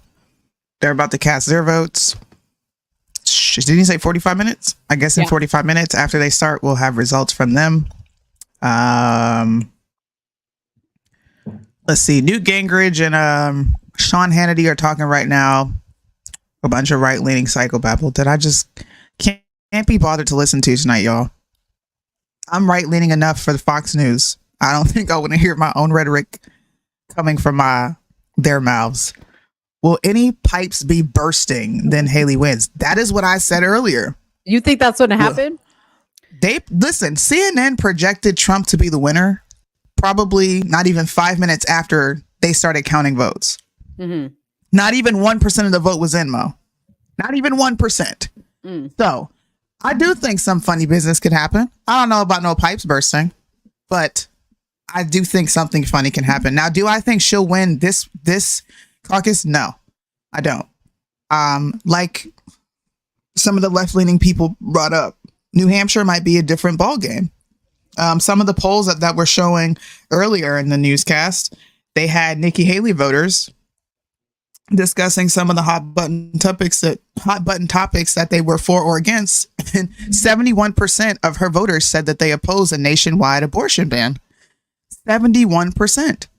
23% said that they approved of it. It's the exact opposite with Trump. So I don't know. Some people say abortion is going to be a very tough subject for Republicans. I don't think that'll lose them in the election, me personally, because Trump has made it very clear that he doesn't plan on banning it at a federal level. Mm-hmm. But I think that it's an emotional topic amongst women. That's all I see. So I don't know, y'all. I think the states have a right to do what they do. If the states want abortion and the constituents want abortion there, then fine, vote for it. If they vote to ban it, then they vote to ban it. Really don't know what else we could possibly say on this subject other than what we've already said. Mm-hmm. I don't get it. In terms of the polls and what the polls are showing, Trump has been dominating. He's maintaining that lead. Nikki Haley has been moving up in the polls. Here we go. Listen to this. What has she been doing right? Or has she maybe hit that top part? Where do you see her future? You know, she had momentum.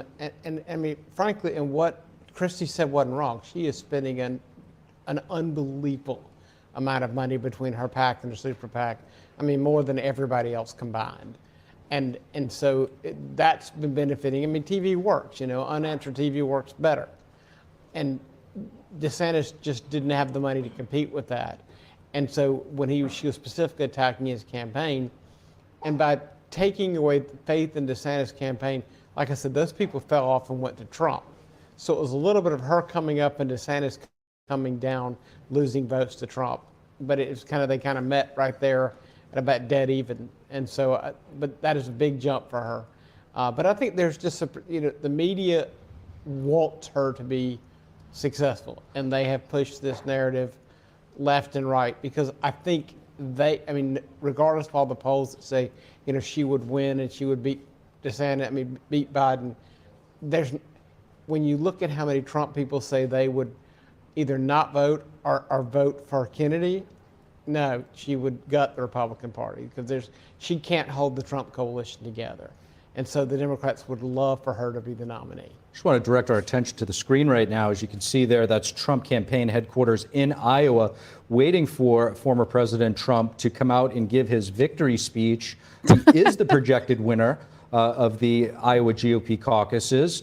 How many delegates he ultimately gets out of that 40 still to be determined. But he is the winner, and we're going to see him speak at some point throughout the night. We don't know exactly when. Terry, I want to ask you just in general about the Iowa caucus. I believe we're 158 days away from August 10th, when the Iowa State Fair essentially kicked all of this off. Why Iowa? What makes Iowa significant? What makes this caucus significant? What do you think so far? What do you think's going to happen, Mo? So I'm looking at the CNN polls, and yeah, I'm really confused. Not that I don't want Trump to be the winner, but as I go, it shows you here obviously the counties that are in, and there's so many counties still no votes have been counted for, and it's pages upon pages. I mean, I can go through each one. If you guys want to go to CNN's website, I'm just there because why not, right? Like, who cares where we're looking at this information? But there's a lot of counties still not accounted for. And just like I wasn't okay with this when we were in the presidential election and they were calling for who the president was, and most of you guys were like, this is bullshit, they shouldn't be doing this. Why is this okay now? Why is this okay now? And I am a Trump lover, okay? But why are you guys okay with this right now? I am a fair person. And although I am not a Democratic voter, I don't want these people to be in power. This system needs to work fairly across the board for it to work. Okay. For it to be a system we can trust. And I don't care who the candidate is. This needs to work the same. And we need to demand that it works the same, because otherwise it is bullshit. And, I posted this comment from Mike saying, what if Trump has been the plant? Honestly, Mike, I don't think that's too far off. At this point, anybody could be a plant. Anybody could be a plant. Like, I don't believe that any candidate is truly 100% picked by the people. I don't think that's ever been the case, to tell you the truth. Facts. And if we think that, I think we're dumb. Facts. I actually agree with you. I'm looking at these polls as well. These are county results. Yeah, it's crazy. There's zero. Adams County is not there at our county. Excuse me, sorry. Oh, well, there's an update in 6 seconds. Let's see if we get some Audubon, Benton. Let's see if we get some of these update. Watch what'll happen. All of a sudden, Trump won't be the leader, and people are going to be like, the election was rigged.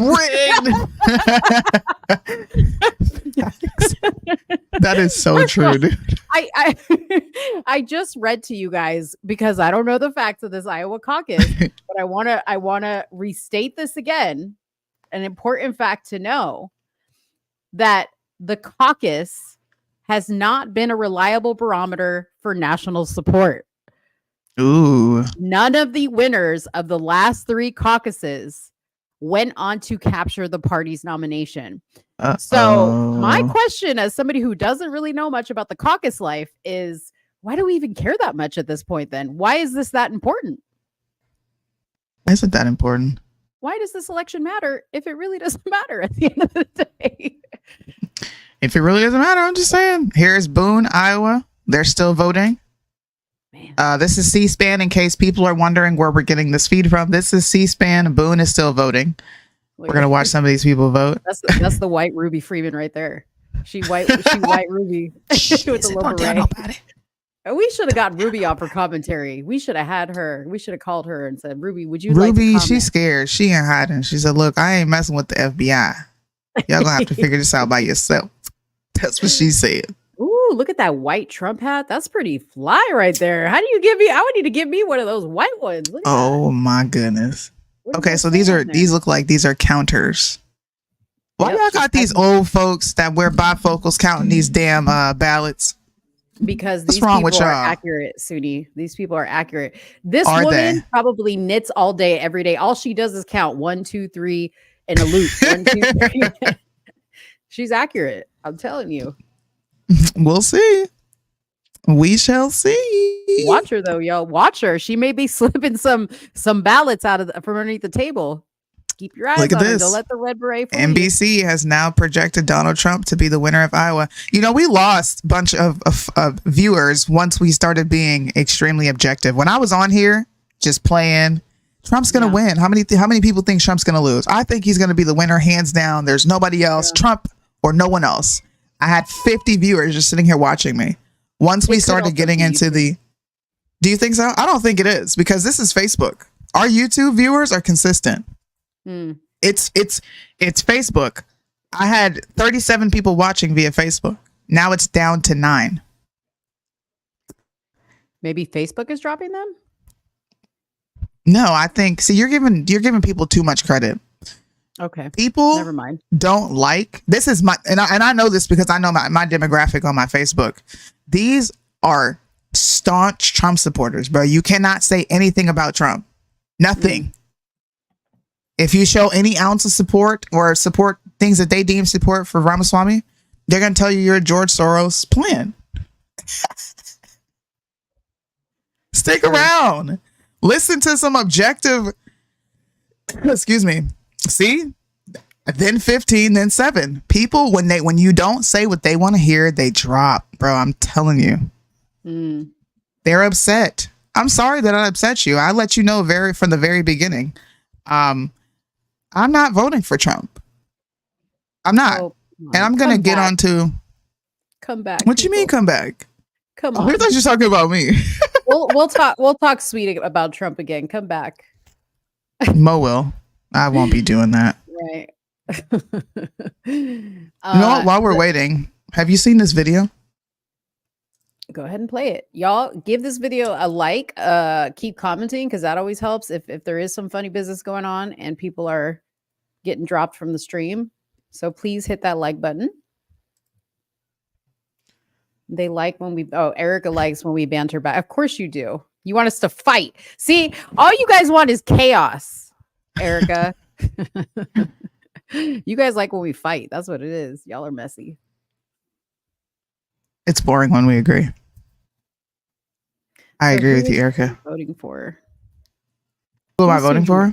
Nobody. I'm voting for in my local election. That's about it. And Mark Robinson has my vote. Dead about it. Yes. Local elections. That's where I'm from. That's where I'm registered to vote.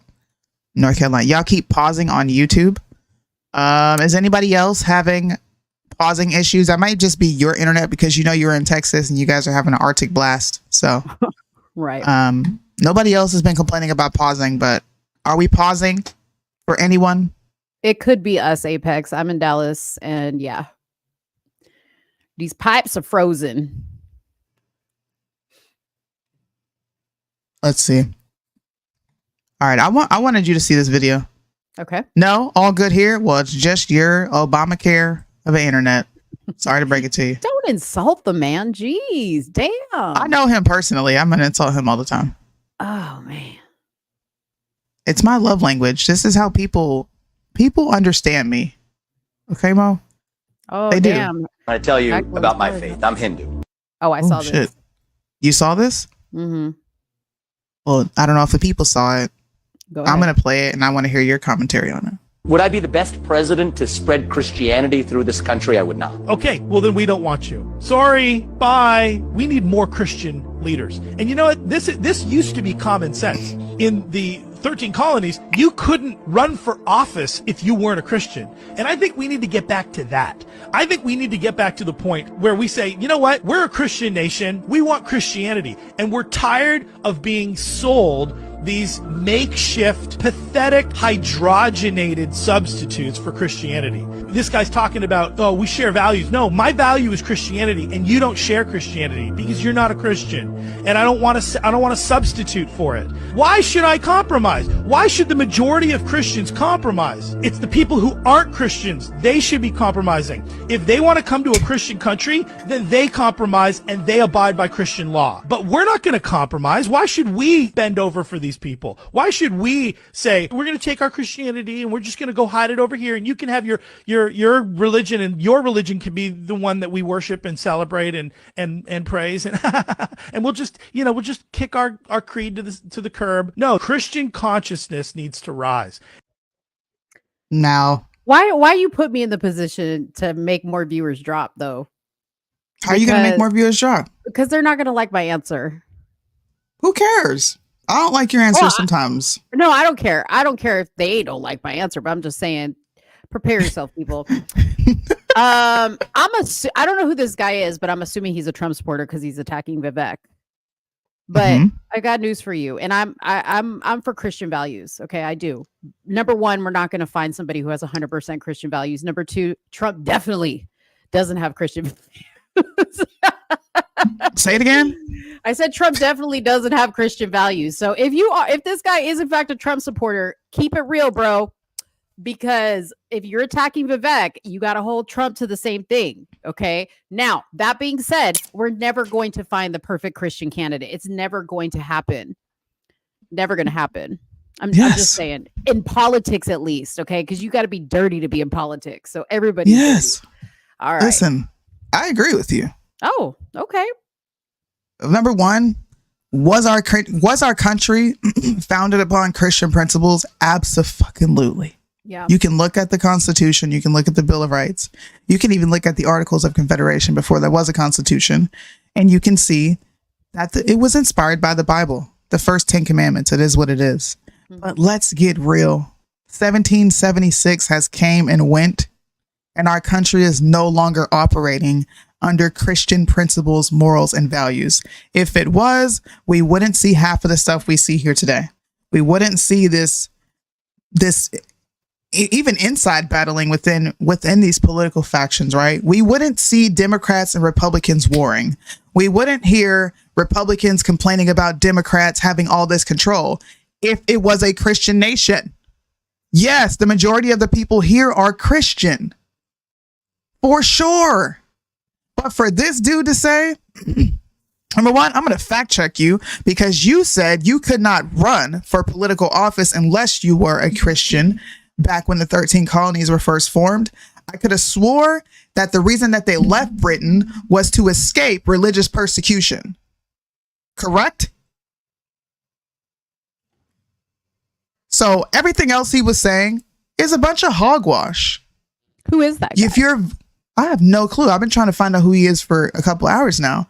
But if you are voting for Trump, shut the hell up about Vivek being Hindu. I did a whole live this morning where I literally went down the line of how many pro-LGBTQ initiatives and pieces of legislation that Trump supported. 2022 in December, there was a Spirit of Lincoln Gala that happened at Mar-a-Lago. Do you know what they were in there celebrating? They were celebrating that same-sex marriage was codified into law. What are you talking about? I remember. Shut up. Christians are bothering me. I can't vote for Ramaswamy because he's a Hindu. And half of you are only parroting the shit that you heard Bryson say. Bryson's not voting for Trump, which is why I'm like, hey, you want to call him out for being Hindu? I'm here for it because you're not voting for Trump. But if he was voting for Trump, I'd be like, bro, I'm going to need you to keep that same energy with Trump. He supports abortion. He's pro-choice. He supported the death jab. Or did we forget? He calls himself the most pro-LGBTQ Republican candidate and president. And the log cabin Republicans call him that. So are you going to keep the same energy with Trump? I doubt it. I doubt it. Definitely not. I wasn't going to bring that up, because people get sensitive. I wasn't going to bring it up. See, this is 7% of the vote in. We got Trump at 49%, DeSantis at 22%. Nikki Haley is trailing at 20% behind DeSantis. And they're calling Iowa for Trump. David, we thank you for your analysis. Let me see what they're saying. Iowa. Jacob, talk to me about what you have and what you're seeing and just thoughts. I mean, you've obviously covered a couple of campaigns now for us, and you've been out there in Iowa for a while. Any surprises for you? Turnout. I know, we also, in addition to projecting, and I want to speak quietly, the caucusing is over, but I just, nobody makes an announcement about the NBC News projections. In addition to projecting that former President Trump has won the caucus, we projected the turnout will be significantly lower. And that's also true here in Wapello County, Tom. They say about 1,000 people are here. I can't stand you. Chair. Last time Me? it was almost double. No, Red Pill. Red Pill. The results as well. Let's go in there and see if I can just sort of snake. He's an American. They're just finishing. Stop being racist. Putting the results up on the board. This is like saying because your last name is Jones or Johnson, or what's another Blanks? That's a heavily black last name. What else? Crockett, Crosby. That's like saying if you have that last name, then you're not American. This man was born in the United States of America. Don't be a Democrat and be racist. You're being racist, Red Pill. Look at all those white supremacists. Shouldn't they be scared? Oh, that's funny. Oh God, I would vote for Jones Johnson. I said Crockett. He said Smith over Ramaswamy. And that's why this country is in the condition that it's in, because we are qualifying people by their last names. So then let's keep the same energy. Shaniqua, Shanae, Bonquisha, Quanisha, none of those people should be afforded a job or any opportunities in America because their name is not American enough. What you talking shouldn't about? even be allowed. You shouldn't even be allowed to go into the White House because your name is not American enough. I'm just saying. What you mean Shaniqua ain't American? Bon Qui. What do you mean? Bacon Bon Qui. See, Red Pill says Shaniqua is very American. I agree. Sway? It don't get more American than Shaniqua. That is fucking crazy. You know, if you hear Shaniqua, she ain't from nowhere else but the United States. Come on now. If you go to Africa, they gonna be like, oh yeah, Shaniqua from over there in Nigeria. No, dude, they know Shaniqua from Detroit. Wow. I'm not participating in this. LaQuisha Shaniqua too. is not American, first of all. Jessica is American.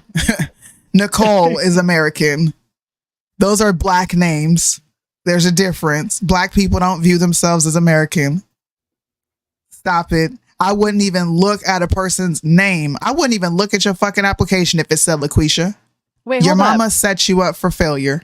Black people don't view themselves as American? Is that what you said? You know they don't. They don't view this as their land of their country of origin. Oh, they don't believe they have any attachments to America. Yeah, that I agree with. Now, whether they say we're not, I wouldn't say all black people think that, but whether or not they think. You can't listen. I'm about to dominate the black space right now. You not black. Oh Lord! If you're not black, what happens you can't if I speak on it. identify as black for the segment? I don't believe in identifying as nothing. I would vote for. If Oh my God! If I get 10 thumbs up in the comments, I'm black for the day. Go ahead. Yeah, y'all better put thumbs down. We're still waiting for Clark County, Chickasaw County, Clay County is not in, Crawford County. None of these counties are in yet. Yeah. I wonder what's taking so long. Oh, there's some funny business going on. You think so? No. No, I don't think so. Their my election, goodness. Their election process seems pretty like airtight, actually. Iowa? Yeah. I am mixed, Patrick. Not with no damn black. I mean, technically my dad's Puerto Rican. Bro, that makes y'all me are Caribbean. not black. Dude, I can't stand when Dominicans do that either. You motherfuckers are bean eating, Spanish speaking. Shut up, y'all Joe. ain't black. Black people can't vote on this one. I reject the black vote.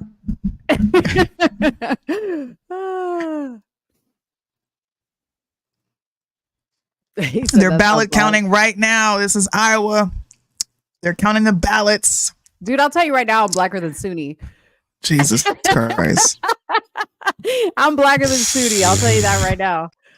And then she woke up. The baby screamed, no. Mo and Kamala aren't black. You like Mo, so you're giving her a pass. I love Mo. This is my big sister, but Mo ain't black. She said, no, I'm not black. She said, I'm as black as Kamala. Not at all. Oh, I read it wrong. Well, then I agree with you. The black delegation would like to trade Mo for Mariah Carey. That was a good one. Oh, that's funny. That's my favorite episode of the Dave Chappelle Show. You got to go. Yeah, I read it again, Red Pill. I knew what you were saying. You were rejecting me. I got you. Oh, Lord. Here we go. I wish I could pause that. Let me go back real quick. I want you guys to look at the poll that they just had up. Why y'all doing this to folks? Why y'all doing this to people? Hey, I'll be right back. Sorry, guys. Step away from. Mike, no, Monique is not a Puerto Rican name. I was named after the bank teller that my dad was at when he found out my mom was in labor. That's the story. But I just want to point out that a lot of sisters are named Monique, okay? And they're not French. Give us Mind of Mo. I know I need to give you Mind of Mo back. I know. I just been thinking too logically the past the past couple months. You know what I mean? So I haven't had any Mind of Mo. My mind has been too logical these days. Let's see here. All right, so we got who knew there was a Dallas County in Iowa? Anyways, Trump's winning that one. Haley still I cannot believe Haley is beating anybody. Okay, I don't like DeSantis and I won't say I don't like Vivek, but I can't believe she's above DeSantis. I really can't.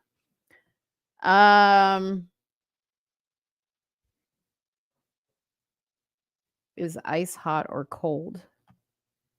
Oh, that's a Mind of Mo question. Is ice hot or cold? I would think ice is actually hot because you can get a burn feeling if it's too cold, if that makes sense. You know? There's a Mind of Mo reasoning for you. Okay, let's see. Let me look at CNN and see where we're at.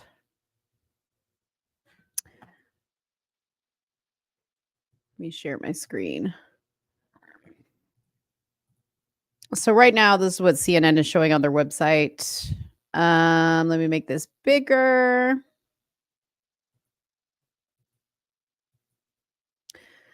So we've got Donald Trump at 52% of the vote.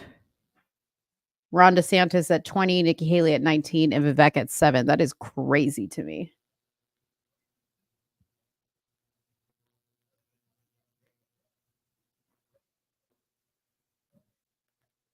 I like how they put white on everything. I would never vote for a woman, but she is more rooted in America than Ramaswamy. What? You're talking about Nikki Haley? Oh, here's Liddell. Let me add Liddell in. Hey, Liddell. What's up? What's up? Your boys here. What's going down, y'all? What's up? I'll How chill a little bit. You had to take a little time to recover from your boy's loss? Just a little bit, but no, I ain't having any time at all because everybody, their mom was trying to come after me, and I know people that say they're Cowboy fans ran for the hills and had to take of everybody. Ain't no damn sense. Did you lose any money Heck off of that game? I don't bet on games. Hell no. Oh, good. No, I don't do that, guys. No, ma'am. I am good. Suni's gonna be right back. She had to go deal with the baby. So, what do you think so far of what we're seeing here? Not surprised. Trump is going to win. Expected it. He is very popular in Iowa. And who's second? Well, Ron is second. Not surprised by that at all because Ron used to live in Iowa, and he actually had a pretty strong ground game there. Nikki Haley, not surprised there. Really? You're not surprised that Nikki is beating Vivek? No, not at all. Because she has money behind her and she has a little bit more name recognition. And I think that what Vivek did, unfortunately, to Trump kind of hurt him a little bit. That whole thing, they actually came out with him telling the lady to vote for him if you want to save Trump. That didn't go well for the Trumpites, the Colt 45. And so that's what's going on there. I mean, even if Ron DeSantis and Nikki Haley combined, they were still lost. Still lost. So, what's up, y'all? What it do, baby? And Red Pill, got to talk to you because they were summoning you, and you decided to run for the hills yesterday. So you left me here the whole time dealing with all the cowboy hate. Oh, you want me to sing again? I was singing an old Negro spiritual. You don't want me to sing it again? She was committing blasphemy. Blasphemous that was. She was blasphemous. That was. I thought we were closer than that red pill. They were summoning you, and Suni said that you ran for the hills. She was hiding. She said, before Suni get up, I'm about to go. I'm gonna disappear. She put it in the chat. She said Suni's gonna wake up full of cowboy haterade, and I was on 1,000. Dude, she even came after me. She was like thinking like we were Cowboy fans. I'm like, there ain't no Cowboy fans in this house. She was looking for a fight. She was like, you tell, is Dave okay? And I was like, what do you mean? He's a Cowboys fan, isn't he? I was like, no. she was looking for a fight, man. I'm gonna go grab lunch. I'll be like 20 minutes, and I'll be right back. Mm-hmm. My husband's here to take me to lunch, but I'll be back to sing the Negro spiritual. Oh Lord! Hey, sing that with your husband. Don't bring no thing. Sing your husband. Okay? Oh God. So me and Suni were saying, or Suni was saying this before I even got on the show, but it was interesting because CNN was calling Trump as the winner, I think like 2 minutes into this whole thing starting, which I understand, right? Because that's where it's supposed to go. Yeah. But I don't know. That just doesn't sit right with me. Like I didn't like that when they were doing it in the primary elections during the presidential elections. And I don't understand why they do this now. Now you may be the person to best explain this to me, but when I was reading up on the Iowa caucus, it said in here that because I didn't know much about the Iowa caucus and why it was important. But it said in here that the state has not been a reliable barometer of national support. None of the last 3 Iowa caucuses went on to capture the party's nomination. Correct. What is that? So why then? How is this such an important election if it really doesn't determine anything? Number one is for ratings. This is great for the legacy media to run on and pipe up, so they can generate revenue for ad buys. So it's a business decision. Number two, they use it as a barometer to see who the people are behind, and this is more of a party issue. So the Republican Party is saying this is the first caucus or so-called election in the union. So this could kind of let us know how things are kind of panning a little bit. And for Trump to win the way he won, even with going through what he's going through, and they called it early. This wasn't no down to the wire. It was 15 minutes in. Oh yeah, just a couple minutes in, they were already calling it. It was that. It's hard to beat someone that has the name idea of president. It's very hard to beat someone that does that, right? Unless you were a crap president. Now, if you were Jimmy Carter or President Biden, different. You know what I'm saying? They're terrible when it comes to their popularity. But Trump, you got to understand, guys, 75 million people voted for this man in 2020. It's a lot of people. He won Iowa easily. So it's kind of hard for him to do that. And it's just, I think people were kind of hoping for DeSantis. And I ain't gonna lie to you, I was kind of leaning toward DeSantis because of Trump's mouth early. But when I saw DeSantis speaking, I'm like, this guy didn't have the it factor. It's just like he's a robot. It's right. I can't go get a beer with them. That's how the masses were. Look at that, like a Barack Obama. Barack Obama was very good at being personable. He's extremely good at it. Yeah. He's one of the greatest narrators I've ever seen in politics. Yes. He was that good. Yeah. Vivek is very good as well. He's probably one of the most skilled debaters that I've seen in a long time. Vivek was. Vivek just put his foot in his mouth a little bit with this 24 hours before that time frame. So I'm not surprised at all. I do see he'll come in fourth. I think right now, if DeSantis wins, that's great for him in this campaign when it comes to coming in second.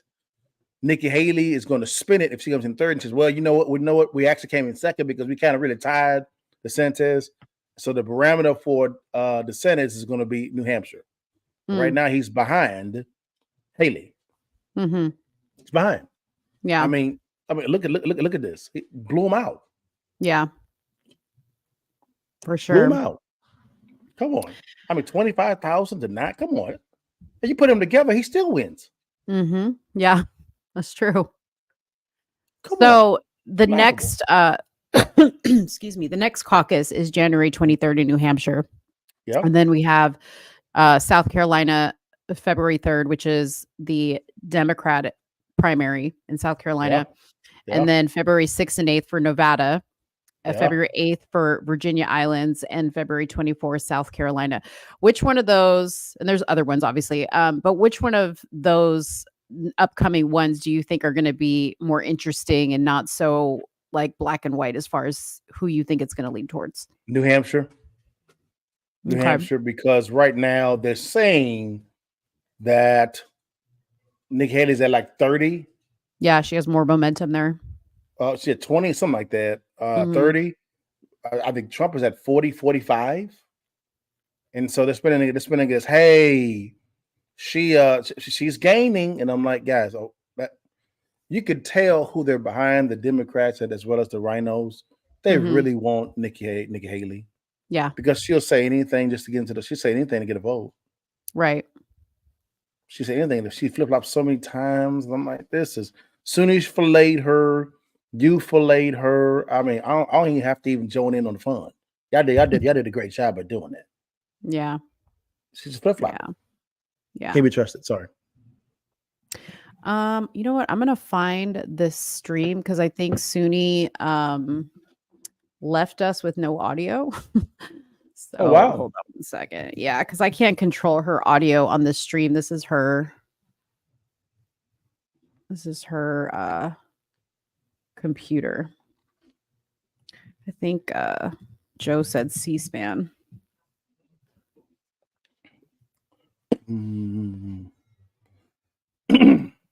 Yeah, And I'm then gonna guys, take this one. on Thursday, Suni and I will be interviewing Texas House District candidate Joe Collins at 8:30 on the Kind of Move podcast. The interview series is back. And so I had to get into the bag a little bit, but I got people coming up. It's going to be nice. Oop. Nice. My background. How was your vacation? Was it cool? Yeah, it was cool. I went to California for Okay. my godson is having a baby. Oh. What happened with my red? Yeah, he's having a baby. He's married, doing it right. You know, his wife got Good. pregnant, Good. and they're having a baby. So yeah, I went to go see Mm. him. And California was cold, man. Yeah.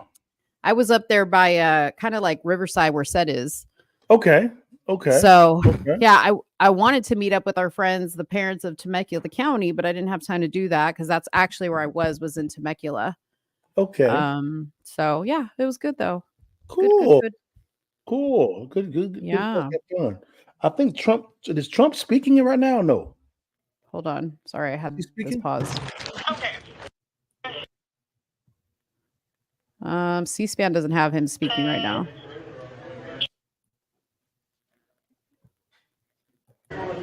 What is this? Here. This is the vote counter. And is this your last one, Eileen? Yes. Yes, it is. I will go ahead and take the results for Binkley. 2, 2 for Binkley. How many for Christie? 0, 0 for Christie. How many for DeSantis? 34. 44 for DeSantis. No. How many for No, for Ron DeSantis, it's 34. Oh, 34. Okay, Yes. thank you for catching that. How many for Nikki Haley? 22. Oh wow. 22 for Haley. How many for Hutchinson? 0, 0 for Asa Hutchinson. How many for Vivek Ramaswamy? 7, Damn. 7 for Jeez. Ramaswamy. How many for Trump? 27. Nikki was 22 and he was 27? No. DeSantis got 34. So DeSantis won. He won that county. Write-ins on that one either? No. Okay. Perfect. I think, unless you have more things for me, I think that I have everything I need. Okay. Thanks so much.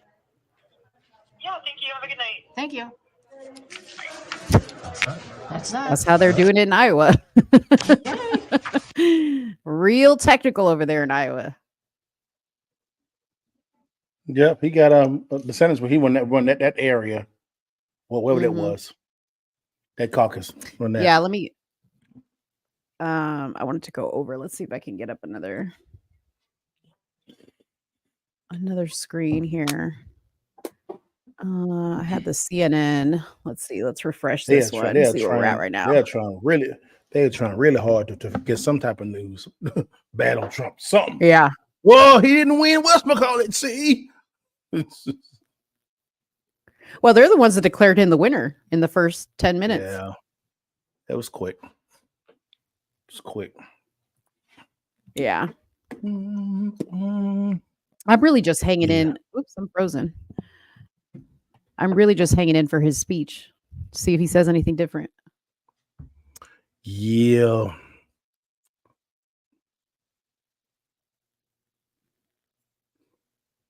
Man, I'm frozen. I mean, they got to have me frozen with an ugly face. There you are. There I am. Oh, no. Now I'm going to start having problems.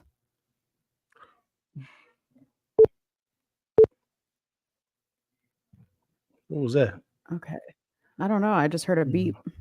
Me too. Me as well. Let me stop. I'm going to stop sharing my screen real quick just to see if that helps. Let me see if I can share mine real fast. Let's go to. You know what? Let's go to Rumble. Rumble may work a lot better. The only thing with Rumble is we have to deal with people's commentary over the video. Yeah. Yeah. So I'm trying to figure out where do we go. Okay, let's go to go to C-SPAN. That's where I was at. So did you see what Trump said about Vivek on his Truth Social? No. All right. Let me put that up here because I think my thing is done spinning. So I was reading this earlier, and this was stemming from a video you may or may not have seen of Vivek talking to a voter in Iowa, where he said to her, "A vote if you want to, if you want to save Trump, you vote for me." Yeah. So Trump said in response to that, Vivek started his campaign as a great supporter, the best president in generations. Unfortunately, now all he does is disguise his support in the form of deceitful campaign tricks. Very sly, but a vote for Vivek is a vote for the other side. Don't get duped by this. Vote for Trump. Don't waste your vote. Vivek is not MAGA. The Biden indictments against his political opponent will never be allowed in this country. They are already beginning to fall. Then he followed up today with a vote for Vivek is a wasted vote. I like him, but he played it too cute with us. Caucus tonight, vote for Donald Trump, build up the numbers, blah, blah, blah, blah, blah. Yeah. It's Typical called competition. Trump. Yeah. It's called competition. So I'm not surprised you said that at all. That's what he does. Number two, what Vivek did actually on screen was kind of sly too, as well. So yeah, we got to get that. Let me see. I see yours is freezing. Mine is not. Okay, there we go. Let me see if mine shows. Share screen.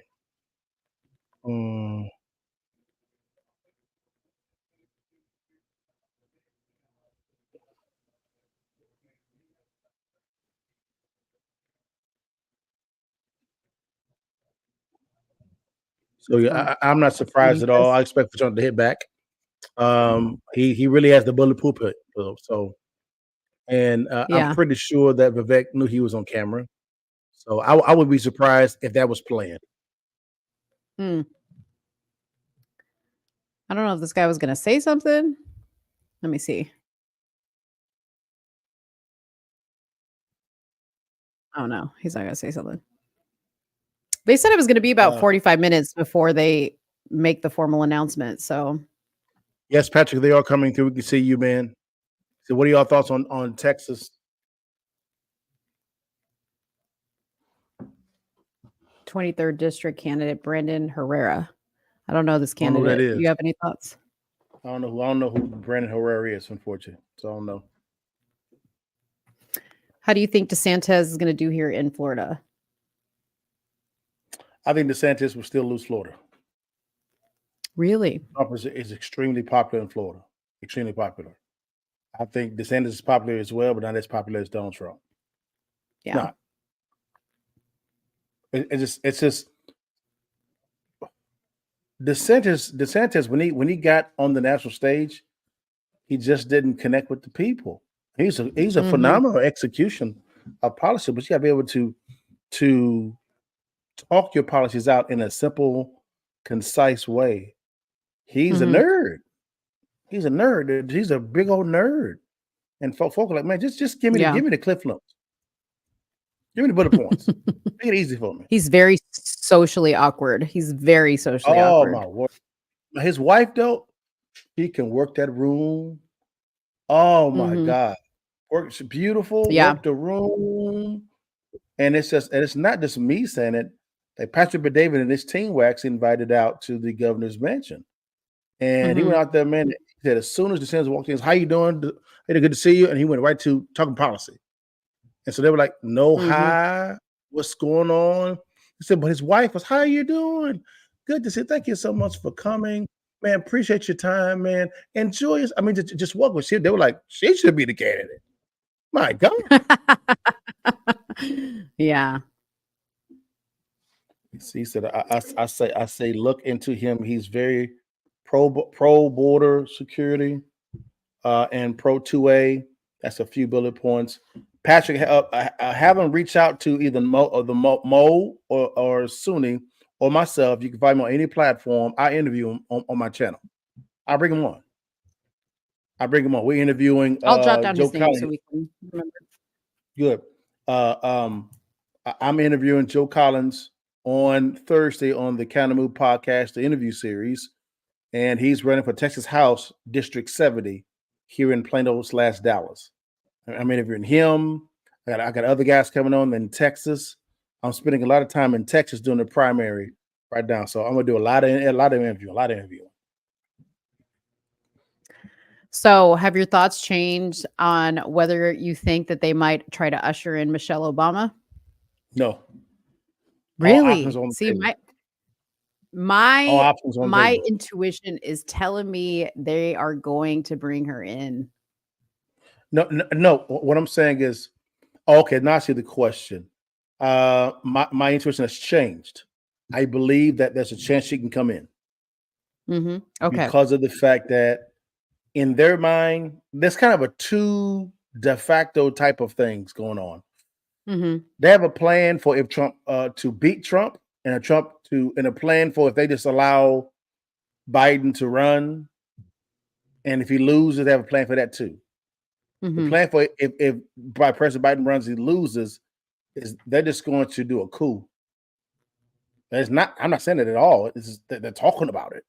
They're talking about it. They're talking about saying, hey, we're going to make sure that he cannot control the military. That's a coup. It's a coup. They're trying to say who's going to be in his cabinet. Let's go and get them. It's a coup. That's what it is. But if they want to defeat him, it's going to be probably Michelle Obama. But I think Trump can maybe beat her too. You think? I don't know. I would get kind of nervous if she entered in, to tell you the truth. Now, I wouldn't say I wouldn't get nervous. I would get nervous still because it's her. But if Trump can stay on the facts of, guys, we have a clear distinction here. Look at the policies that she's going to be doing. You're living them right now versus what we were doing when I was president. You tell me which one was better. Racist. Okay, but none of all that. Look at your bottom line. Look at your freedom of speech. Look at this prosecutory discretion not being enforced right. Look at all this. Look at the inflation. Again, are you better off now than you were 4 years ago? That's a question. Still on that, he can beat her.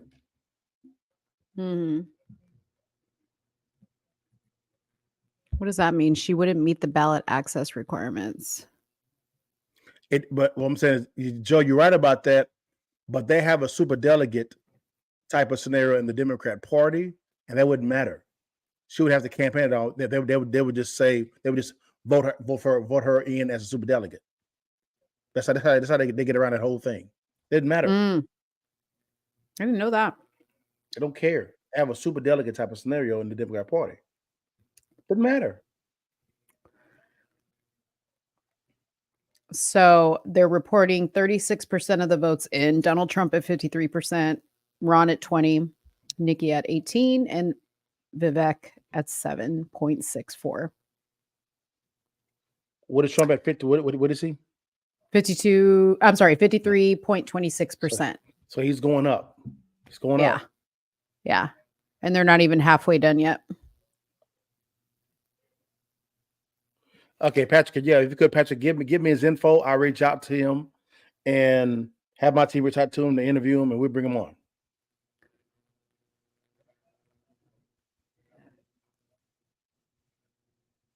But yeah, Joe, what is this? that is that is the Donald Trump presidential immunity type scenario. I did a Accountable podcast on that one as well. I mean, it is. They're trying to make it a ruling on a hypothetical. That is not how you do law. Sorry. In an appellate court, it's not a criminal or a civil. It is an appellate court. It's an appeals court, and the only option on the table, innovation on the table, is the Constitution. That's why Judge Pan kept bringing up hypotheticals. Like if a president was to ask the SEAL Team 6 to go out and murder his political opponent, would that be covered? And Trump's attorney, he actually answered very correctly. He said, yes, it would. Yes, but with a caveat, they could, because he's a political leader, because he would be the president. That's a political position. And in Section 2, Article 4, it gives a prescription on how to resolve that. They can begin a rushed impeachment, and then you can also convict them. It's literally in Section 4, Article 2. It says impeachment and conviction. It's simple. It's not hard. Right. Joe said, nope. In order to get on the ballot, she has to meet the state's requirements. Yeah, I'm rocking with you, Joe. I'm not disputing that at all. But how they're going to skirt that, man, is at the Democrat National Convention. They can usher in that way. Because what they could say is Biden could say, I'm going to step down because of health reasons.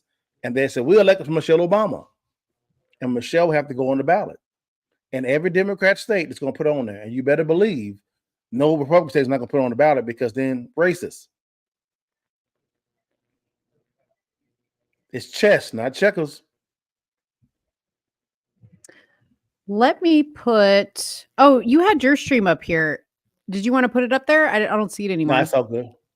Don't worry about it. Okay. You got it. Yours is working just fine. Yours is Okay. working fine. I didn't know if mine was still messing up. No. Try to see. I'm going to go to CNN's page because I like the way theirs looks better. It does. The clown. I call them the Clown News Network. See, look at that. They were already, bam, Trump wins Iowa. It's already easy. It's already a headline. Yeah. Mm-hmm. He's already spoke already. Okay. He has?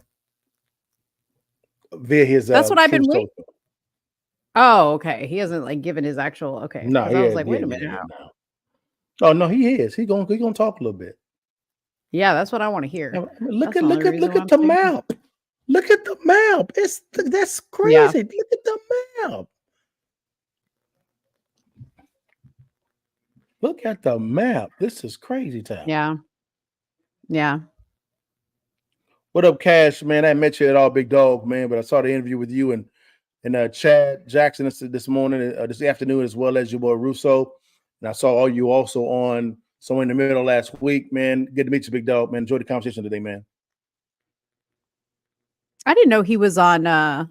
What'd you say? He was Russo, on yeah. Chad, but he went on Uh, Chad Jackson. No, Chad and Cash were on Russo's channel. Live. Yeah, Oh, okay, live. gotcha. This is Gotcha, great gotcha. discussion. Great discussion. Great I'm gonna have discussion. to catch that. All right, so this is just breaking down the different counties. So let me just see how many counties are still yet to be counted. We've got Audubon. Oh, Hold on, there's man. quite a few in here. There's quite a few in here. There was like a lot missing earlier. Get So out. let's see. We got one. Calhoun is still zeroed out. Cherokee still zeroed out. And Asa Hutchinson, he actually endorsed Trump. So Oh, did he? he did. Asa did. Yes, he did. No, did he? No, not Asa. I'm sorry. The North Dakota governor, he actually endorsed Trump. He's trying to get a cabinet position. Okay, 4, 5. That's what I'm saying. I think Vivek would be a good Secretary of State. Oh, hold on one second. My thing went out. Hold on. Okay. What happened? Is it back? Oh, no. Yeah, you're back. That's not. You That's switch not what I want. sides. Why? Why did you do that for? Well, it's up.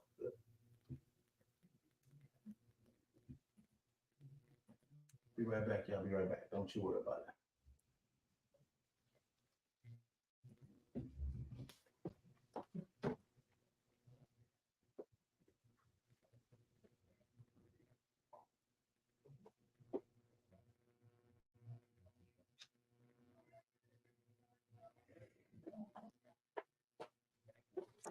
Patrick, if you want to send an email to either let's talk darling at gmail.com, or you can just send it to somewhere in the middle USA at gmail.com. We'll pass the information on to Liddell.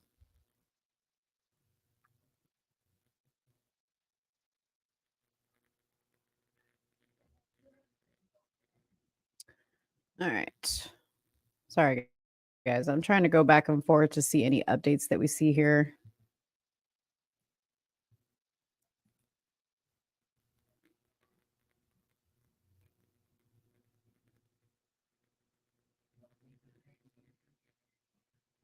Vivek is a Democrat implant.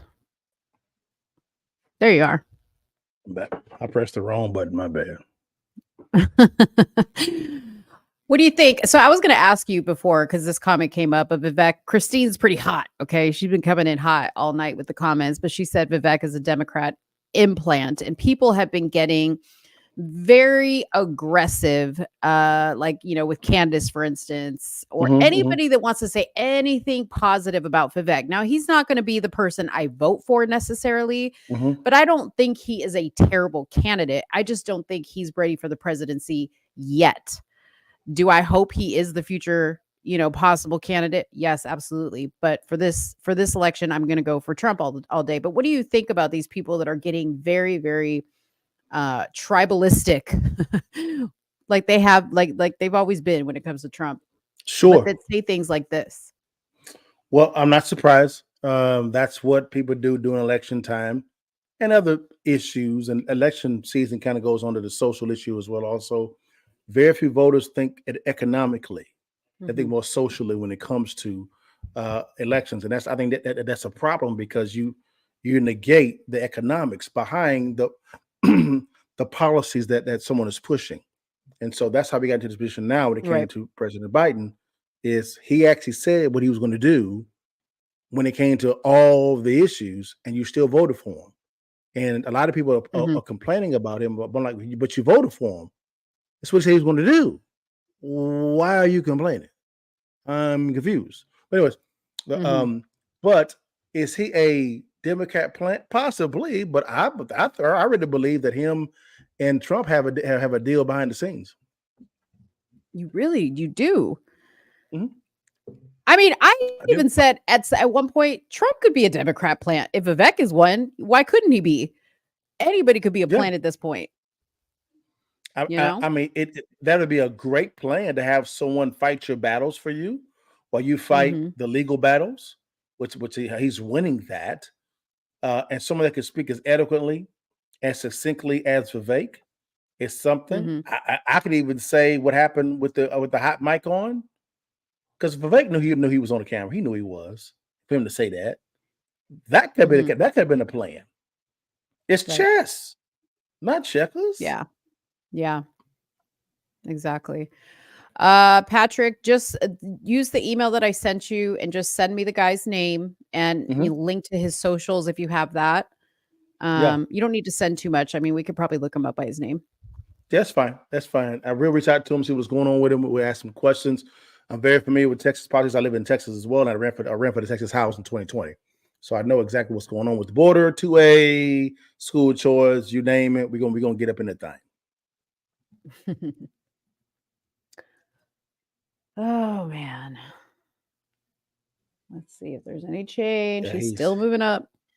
He's still moving up. He went from 25 to 27. He killing the game right now. No surprise. He's killing it. Not at all. Supposed to be. I'm not surprised at all. I'm like, this is what he's supposed to be doing. I would not be surprised. No, I mean, I'm not surprised at all. I wouldn't be surprised if it was a Donald Trump DeSantis ticket. I wouldn't be surprised. It's chess. As DeSantis as his VP? Mm-hmm. No. Because DeSantis needs help resurrecting his political career. Well, why not be the VP? Dang. But after, as hard as he went after him, you think he would do that? It's as hard as chess. Trump went after. He's trying to win. Lord. I mean, look at how Ted Cruz, Ted Cruz and Trump, right? They were going at it. I mean, Trump went after his daddy and his wife, winded up endorsing them, becoming one of his biggest advocates. Trump was thinking about putting them on the Supreme Court. True. Okay, let me ask you this. So this was from a post from the Offbeat Effect. They predicted this in December. Sure. That they said this is who they think Trump is considering for, this is top 10 for VP picks in 2024. So number 1 was JD Vance. Number 2, Ben Carson. I don't think this is in any order of importance. This is the one that they really predicted is probably going to be his pick. And I've never heard of her. I know she's in Congress for New York. Elise Stefanik. Stefanik. Yes, she's second in command in the House. Uh-huh. Because she's like the longest serving, right, woman or something like that, isn't she? No, she's not. No, she's not. No? She's not the longest serving. Okay. No, she's just, she took over Liz Cheney's spot when it came to leadership in the caucus when she got kicked out. And what do you, I don't know. I don't know anything. You would say no to. I don't know anything about her. I mean, Sarah, she's okay, but she didn't excite me at all. Okay. Sarah Sanders, Kristi Noem. No. Maybe. That's the other one. Yeah, I thought too. Tucker Carlson. Nah. Byron Donalds. Yes. Carrie Lake. No. Why do you say no about Carrie Lake? She's not ready. She doesn't have executive and or international experience, because typically the vice president goes across the seas to negotiate on behalf of the president and the nation. You need somebody that has to have that international experience. And that's done in some form or fashion. Yeah. Nancy Mace. No. And this one, number 10, Nikki Haley. Hell no. I would say the two that I look at is top 3. Byron Donaldson. Yeah. Kristi Noem. So I think she's the prettiest governor in the nation. She's beautiful to me. And Elise Stefanik. Okay. So those are your top 3. Yes. Did I say Ben Carson? Yes, you did. He's not one of the other. You don't think so? I would make him the Surgeon General. That should be his whole thing, because that's in his wheelhouse. Yeah, I agree. All right. We. Why not Tucker That's what I wanted Carlson? to get Patrick, why your- not Tucker Carlson? He's a novelty to me. I mean, Well, he's good at his job. I love him as a commentator. yeah, I'm not a big fan of. He didn't have any political experience. We're in this mess because folks that Right. so-called had political experience. I think Right. Tucker is more powerful outside of the office. I think that he could rival Fox News. He's that What powerful. would be a good job for Tucker would be press secretary. I don't think that he had a temper to do it. I think the person that should be press secretary, Candace Owens. Oh yeah, that would be amazing. Candace Owens. I will put Kayleigh McEnany back up here again, which is fine. I don't think she'd do it at all because she has a pretty good job at Fox. But I will look at someone that the people can actually connect with. But no, it's going to be a war every day in the Oval in the press corps. They're going to come after you every day. Yeah, she could handle it. Patrick, I'm putting up the email there somewhere in the middle. USA@gmail.com is where you can send that info to. Yep. Well, what else you got? I'm fresh out of stuff to talk about. Well, just Until we can- I would say, guys, man, hey, don't fall in love with a politician. Make sure the politician is following the agenda. Once you do that, it doesn't matter who that person is. They will never let you down because you didn't fall in love with the politician. Did you push the policies that are near and dear to me? If the answer is no, they got to go. If the answer is yes, vote for them again. Which is why Trump is getting my vote. Nikki Haley's getting crushed. Yeah. Because all the money was behind DeSantis first. And then they saw he wasn't doing that well. So the money dried up and went over to Nikki Haley. So if she doesn't have a strong showing here and really in New Hampshire, it's a wrap. You think she'll drop out? No, I don't think she'll drop out. Oh no, they're paying too much money. She's too much in love with money. She will never drop out. Yeah, she'll never drop out. If she loses, what are the next? What are the caucuses? The next caucuses? What are that? You have hour, and what else you have? Hold on, let me look it up. Hold on 1 second. Let me take this down real quick while I search that. Republican National Caucuses. I got it right here. All right, so we got New Hampshire on the 23rd, South Carolina on the 3rd. That's the Democratic one. February 6th and 8th is Nevada's Democratic one. February 8th, Virgin Islands. February 24th, South Carolina GOP. February 27th, Michigan primaries. March 2nd, Idaho and Missouri, Republican. March 3rd, Washington, D.C., Republican. March 4th, North Dakota. Yeah. March 5th is Super Tuesday. March 12th, March 12th, the first round of voting after Super Tuesday is set for Democratic living abroad, Georgia, Hawaii, Mississippi, Northern Mariana Territory, and Washington State.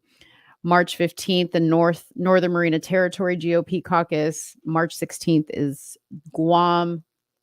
Okay. I mean, it goes on forever. We got a lot. That's fine. It's all good. If Trump wins the next three, he's won Iowa. If he wins New Hampshire, and then that third one, I think it's South Carolina, it's over. It's over. It's over, meaning he's got the presidency unlocked. He has the nomination because Nikki Haley was the governor of South Carolina. You lose your own state, yeah, huh? And he invested so much money in New Hampshire, and you lose that. It's a wrap. It's a wrap. It's over. It's over. But she won't drop out at all because of the fact that they're trying to wound him as much as they can. Most likely they're talking, her and DeSantis are probably talking about joining forces. But the problem with that is who's going to drop out? Same issue that Ted Cruz and Marco Rubio actually had in 2016. Who's going to drop out? Right. Who's going to be the VP and going to be the president? On that ticket. Woo, he jumped up a lot. 32,000. Told you. Fair and free elections, now we're at guys. 50% of the vote. Come on, y'all. Stop. Let's stop the cat. Thank God you're back. I have to. Suni, I'm gonna let you put your thing back on because I couldn't hear yours, so I had to put mine on. So I'm gonna take mine down. I'm gonna run to the restroom really quick. Okay. And I'll be right back. All righty then. Boots on the ground is put time, money, and resources. Trump is winning by just last month a ton. Win Iowa oh shoot. That is a big boost. Yes. So have they counted the metro areas yet? Or is it still the rural areas that they're counting? They're going to the metro areas now. Well. It's over. I still think it's too early to be calling for Trump. If we're going to keep the same energy we kept with the election, then let a significant amount of votes come in before you declare. But what they're saying is the amount of votes out there that's left to be counted cannot make up the margin between these three individuals because they're going to be split most likely between Haley and DeSantis, and Trump has so much of a big lead. It's over. It's a wrap. Haley took Story County. He's won all the counties but one. I want to see what Asa Hutchinson. Oh Lord. Uh-oh. We got somebody in the building. Who's here? Cash. What's up with you, Cash? What's up, baby? Go ahead and say What's it, Cash. up, my brother? How are you? Man, doing well. How you doing, big time? You all right, brother? Hey, man, you know what? I can't cry, bro. I get any better, I might scream. Hey, man, I've heard a lot of good things about you, big dog. And I've heard you talk a couple times, likewise, man. bro. Loving it, brother. Loving what you talk about, big dog. You say what, my bro? I said, man, I love what you're talking about, man. I enjoyed the conversation between you and Chad today on Russo's show, man. That was a healthy, good conversation. Yeah, I appreciate that, man. Yeah, I like Chad. He's a good guy. He is, man. Chad is very knowledgeable. I've learned a lot from him concerning Martin Luther King. And Uncle Tom 1 and 2 are great. Now, Suni's in Uncle Tom 3. And I'm waiting on him to call me for Uncle Tom 4. Go. I told him to go ahead and make 4 because Mo was getting kind of upset because there's nothing for no Latinos. And I said, all right, no problem. Make it Julio. Julio part 1. Part 2. You funny as hell. He said, Julio we inclusive. Hey. Uncle Tom 3, let's go. Hey, man. My man Trump smoking them, bro. It is. It's it is not. My man Trump smoking them. Yeah, it's a route. Yeah, man, it's over with. Hey, DeSantis came, and I don't got nothing against Ron DeSantis. I like Ron DeSantis, but he came out already. My man said, "I think it's election interference if they're calling it for Trump already." No, he didn't. No, he didn't, Cash. Yes, Can I get the clip? No, you didn't. Yeah, Joe, he talking crazy already. I said, "Oh, come on, hey, come on, Ron, you gotta stop that." Well, we got to get that clip of Ron losing it. Oh, let me check on let me check on that one, guys. He said election interference. No, he didn't. That's about to be breaking news for the past. Hey, I wouldn't make that up. I would not make that up. I know you wouldn't. Hey, I ain't gonna lie, y'all. I've been getting reaffiliated with politics, so I've been watching everything. I've been watching CNN. I've been watching Fox. I've been watching Newsmax. I've been watching MSNBC. I've been watching ABC. I've been watching CBS. I've been watching everything just to see. And my man Trump is smoking them, Hey, Cass, no matter what City said about you behind your back, you good with me, big dog. What? You What? good? I don't be saying nothing behind his back. I appreciate that, my brother.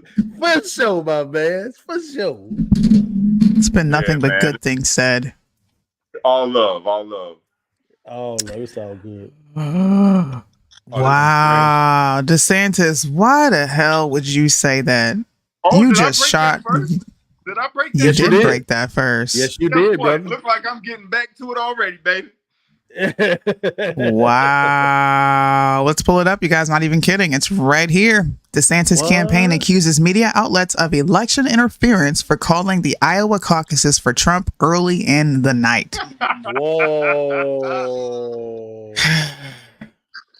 DeSantis, we got to talk about you.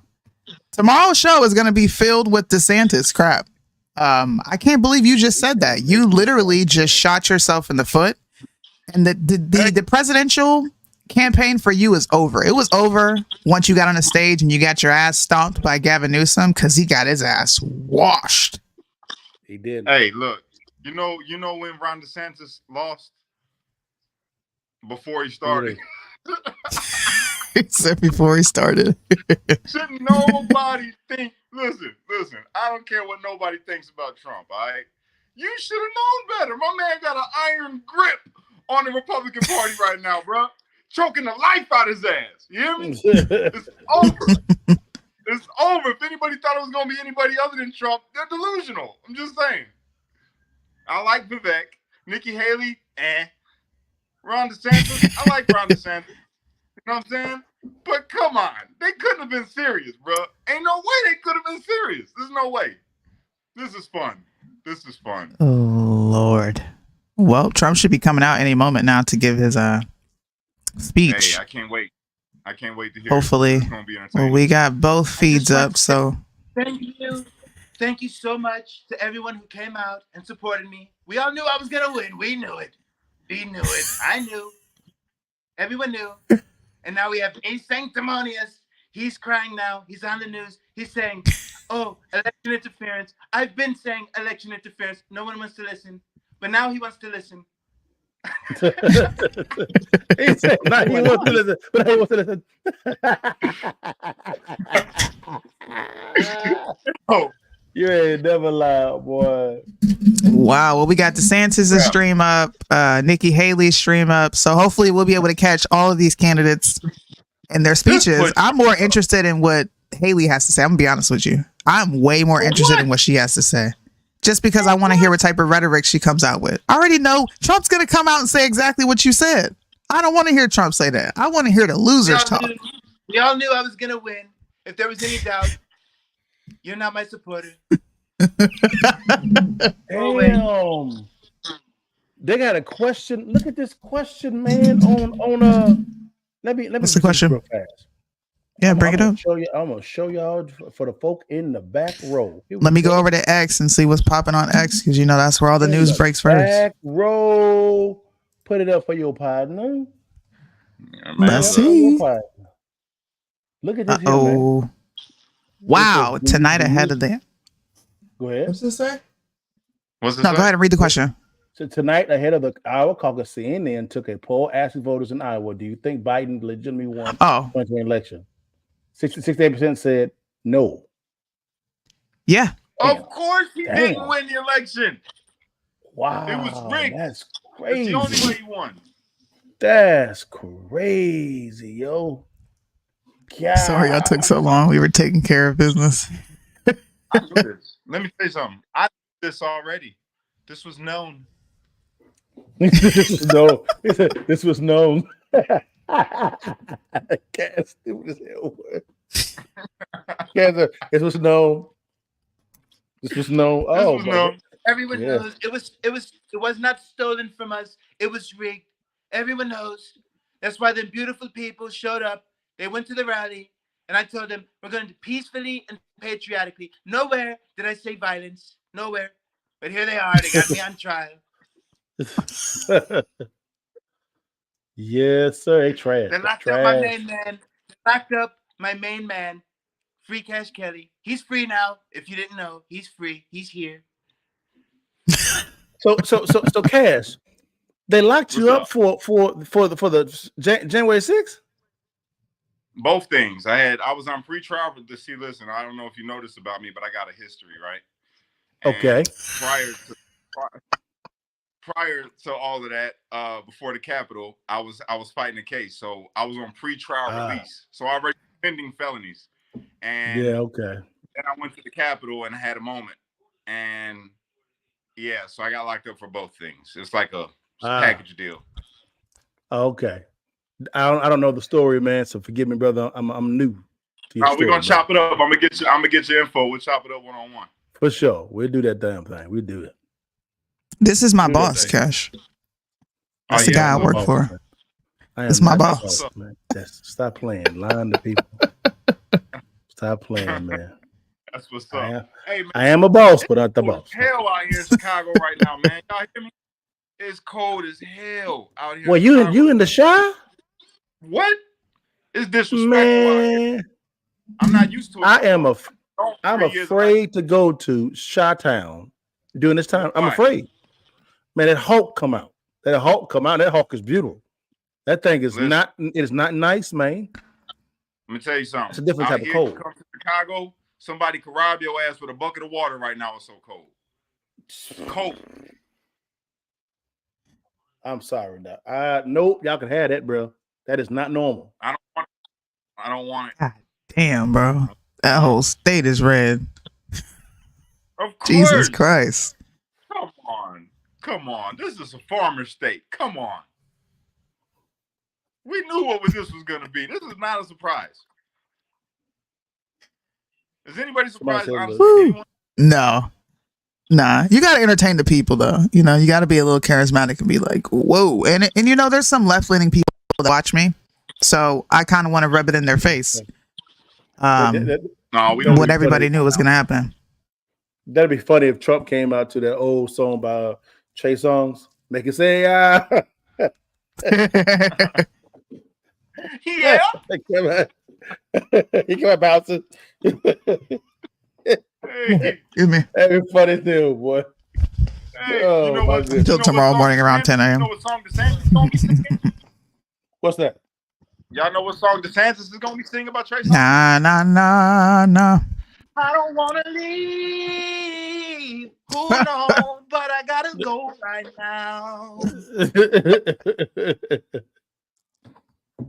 Oh, man. Hey, we got a funny guy from Kamala Harris, guys.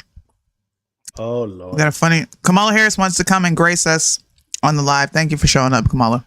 When the people are in these stands watching you, be they parents or students or kids, you're lifting them up. When people are out here saying, are they saying yay? Or they're saying all of the things that they say in response to the game, you're lifting them up with a sense of joy about being a part of a community. Holy Ghost. He said, she is the biggest idiot on the planet. She said that like you're lifting them up. Okay, who's smarter? Who's smarter? Nikki Haley or Kamala Harris? Who you taking? Nan one. That's not a fair. No. That's not fair. You got to take one. That's not fair, Mo. Yeah, that's not fair. I plead the fifth. I plead the fifth. I plead the fifth. 1, 2, 3, 4, 5. Phil. Damn, where'd Cash go? He just dipped out. He said, Phil. I plead the fifth. He said, 1, 2, 3, 4, 5.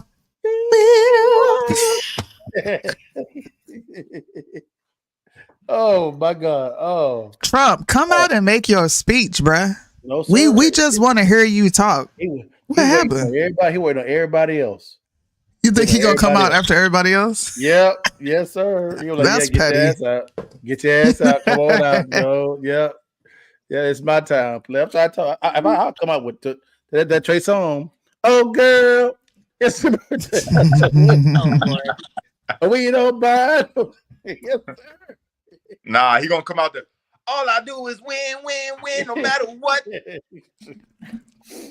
Uh-oh, we got an ad popping up. Why? That's weird. No, it's a live feed. Y'all monetizing live feeds now? Let me know how to do that. Shoot. Yo. When's he coming up? He's gonna take a minute. You know, Trump likes to make a grandiose Come entrance. on, man. Come on now. He'll play that song. He said he gonna play that song. Proud to be an American. Come out, stand there. And I'm proud to be an American. Of course he is. Thank you. We knew we were going to win. Okay, on to New Hampshire. Let's see. Nikki Big Haley Daddy took Story County, but she only took it with 25 votes. Let me shut up. I'm gonna just keep my damn mouth shut. This is wild. Nikki Haley. Nikki Haley. I've been digging right since I've been out now. And let me tell you, today I seen some stuff that I was just shaking my head at. I couldn't do nothing but shake my head. I said, damn, Nikki Haley's a backbiter for real, man. For real. I say, man, she be she be switching up. Like, it's crazy. She's a liar. I didn't know that because I actually liked Nikki Haley at first. And yeah. I know you said that, and I said, you know what? I'm gonna let you figure it out by yourself. I'm getting reaffiliated with it all. I follow Vivek on Instagram. He be going live a lot. You listen to him talk. Don't say that around this crowd. They're gonna tell you he ain't American enough. What? Yeah. He's a plant. He's a plant. Come on. Yeah, man. he's a plant. I don't want anybody with the last name Vivek running the country. Let me say this: if my man's Vivek is a plant, he was planted by Donnie Baseball, baby. Yes, sir. That's exactly what I just said.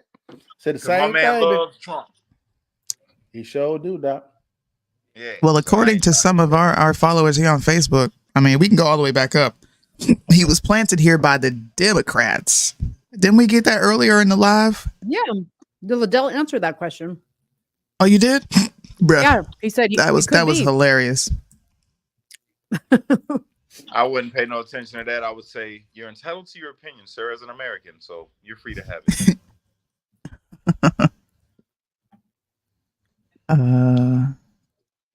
Oh man, Nikki Haley. Let's show Nikki Haley and her inconsistencies. I bet you it's the one I watched. Would not run if President Trump the one I watched. ran. I'm Nikki You watched Haley, my video. and I'm running for president. I will not now, not ever, support raising the gas tax. Let's increase the gas tax by 10 cents over the next 3 years.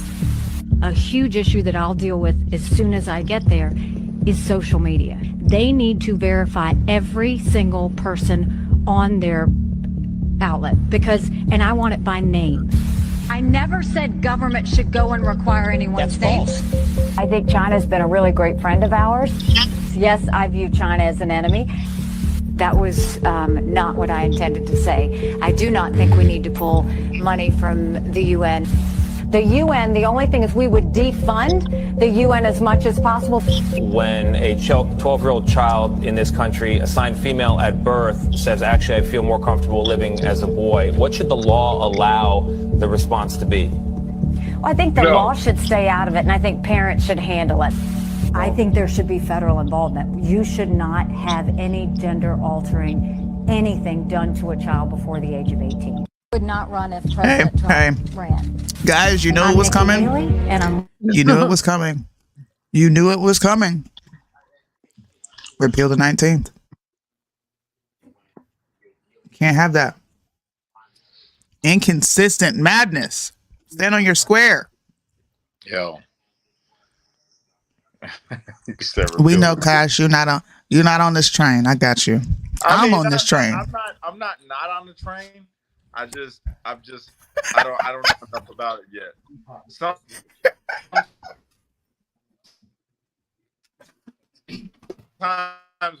when I talk to certain women, oh, that's absolutely brilliant. He is phenomenal.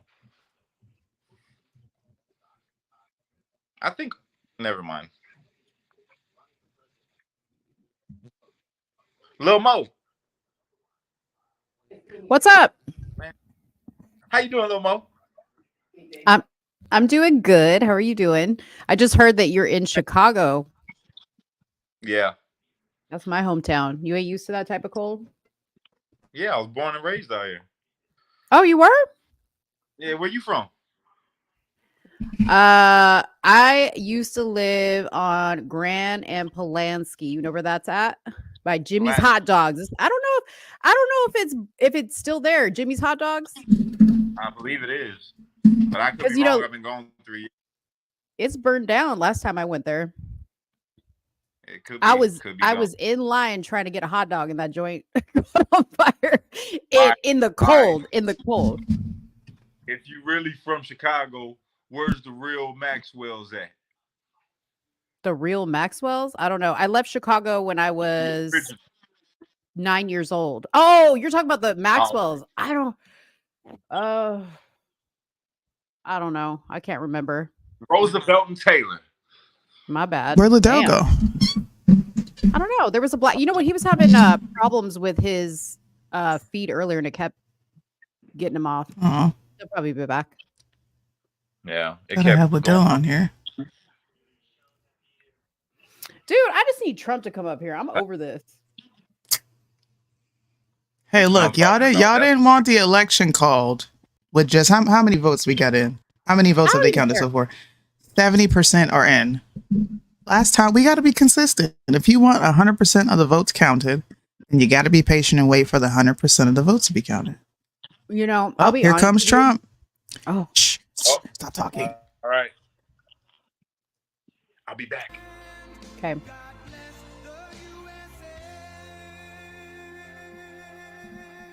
Please say Is it something low? different. Can you hear it? It's a little bit low, yeah. There you go. Okay, they're making it louder. Please say something different, Bobby. Don't give us the same stuff you say all the time. He goes forward with momentum that was predictable. Doug Burgum's there behind him. He had been running for president, but recently endorsed him, which was not a total surprise because he was not that negative on Trump, but it does raise a question about why some of these guys were in the race if they felt like Trump was qualified to be the president again. This is live coverage from the Washington Post. Trump's taking in the crowd, and we will go to his speech when he starts talking. He did one big event this weekend in person, a couple others sprinkled throughout the weekend.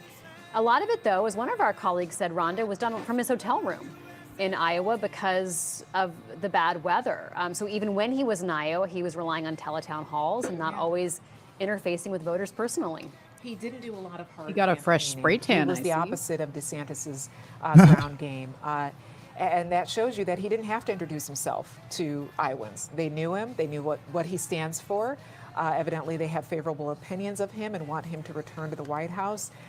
So he did not have to do the work of a conventional candidate. But it goes back to what I said at the beginning of the show is, from what I'm hearing from folks on the ground who are studying the electorate there, people see him as the incumbent. This is almost like a race where he's just, coming in for another term consecutively. And that's how they view him. That's right. It's a wrap. He's really taking in the moment, as if this might be the election night. But again, this is the first stage. Period of time, and most importantly, we want to thank the great people of Iowa. Thank you. We love you all. What a turnout, what a crowd. And I really think this is time now for everybody, our country, to come together. We want to come together, whether it's Republican or Democrat or liberal or conservative. It would be so nice if we could come together and straighten out the world and straighten out the problems and straighten out all of the death and destruction that we're witnessing. That's practically never been like this. It's just so important, and I want to make that a very big part of our message. We're going to come together. It's going to happen soon, too. It's going to happen soon. I want to thank some of the great people. We have so many senators. If I go through every name, we'll be here all night, and everybody's going to get angry at me. But the senators, the congressmen from Washington, they came down from all different states.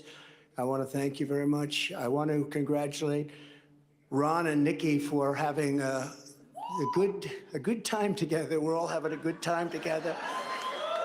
And I think they both actually did very well. I really do. I think they both did very well. We don't even know what the outcome of second place is. And I see Carrie Lake. Congratulations, Carrie. Very good. I spotted her, I have to announce, because she's terrific. She's going to be a senator, a great senator, I predict, right? You're going to be a great senator. And I also want to congratulate Vivek, because he did a hell of a job. He came from 0, and he's got a big percent, probably 8%, almost 8%, and that's an amazing job. They all did. They're all very smart people, very capable people. I think most importantly, I want to thank my incredible wife, First Lady, I'll say former and maybe future. But more important than Melania, I want to thank her incredible, beautiful Just when you mother want to who hate passed him, away you gotta a few love days him. ago. And she's up there, way up there. She's looking down, and she's so proud of us. And I just want to say to Amalia, you are special, one of the most special people I've ever known. And that was a tough period of time for the family. But she's amazing. She was amazing. So I just want to thank what she's done for our family, and her husband, who's home right now and very lonely. He's a lonely man, but he's going to be okay. Victor, they're great people, great parents to all of us, really. Great parents, but also to Barron. Boy, did she take care of Barron. That's how he got so tall. He only ate her food. And I want to thank Barron my is a family. giant. Generally, they've worked so hard, and they've taken so much abuse for being good people. I mean, good people. But Eric and Don, they really did. These two have been working so hard, and they have another job also, so they have to do it all. But they've been working so hard, and I know that Ivanka is home and Tiffany's home. They're watching, and I know that Barron's watching. Good old Barron. I said, "You're going to be a basketball player." I said, "Well, I like soccer, Dad. Actually," I said, "At your height, I like basketball better, but sometimes you can't talk them into everything." But he's a special boy. But the whole family is just incredible. And my sister, Elizabeth, who's just the biggest fan. She's just an incredible person and always supportive. We love Elizabeth so much. Also, we have a woman who took a big chance. You know, in most states, we have support of everybody, the Congress, the senators. We had Marco Rubio. We had Rick Scott the other day. We have, probably 55% of the senators. And now they're all calling and saying, "We want to endorse you, sir." I said, "Oh, great." Same thing with the Congress, men and women. We have tremendous, much more than anybody probably has ever had in this position. And we love them all. They're great. They're really trying to do a good job for our country. But one woman in Iowa who really stepped I'll be right up back. is I'll be right your back. Attorney General, Brenna Byrd. She really, really stepped up. Where is Brenna? Come here.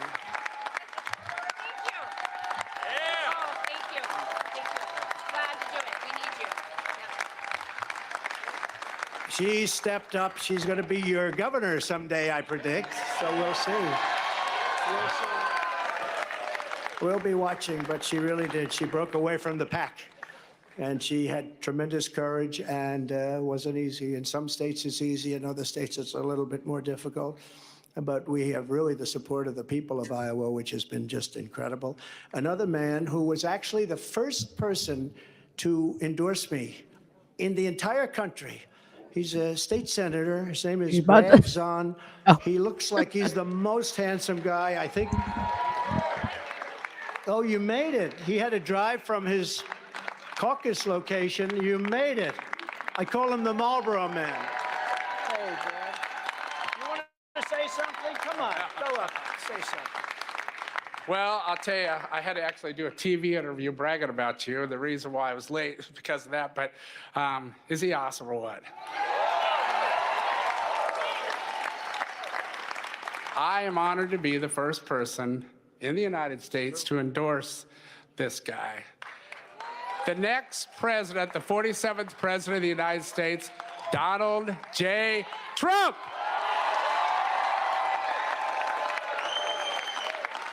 And when he says endorse, we're really talking about 2015. He endorsed me before, actually, long before I knew I was going to run. I said, who's this man in Iowa? He's a senator, a state senator. He's a good-looking guy, too. Doesn't he look? You could pay him and give him a lot of money. And by the way, Mr. Chairman, I want to thank you for being here. You are so great. Comes all the way from Missouri, which isn't that far. You can't drive an electric car that far, though. Thank you very much. I appreciate it very much. The group of people that we have on the stage is just emblematic of the tremendous group that we've had. We've had such a great team. You know, we did well. We were looking really good in 2016. And just to go back to the senator, he was saying, I said, who is that guy? Brad, his name. Who is he?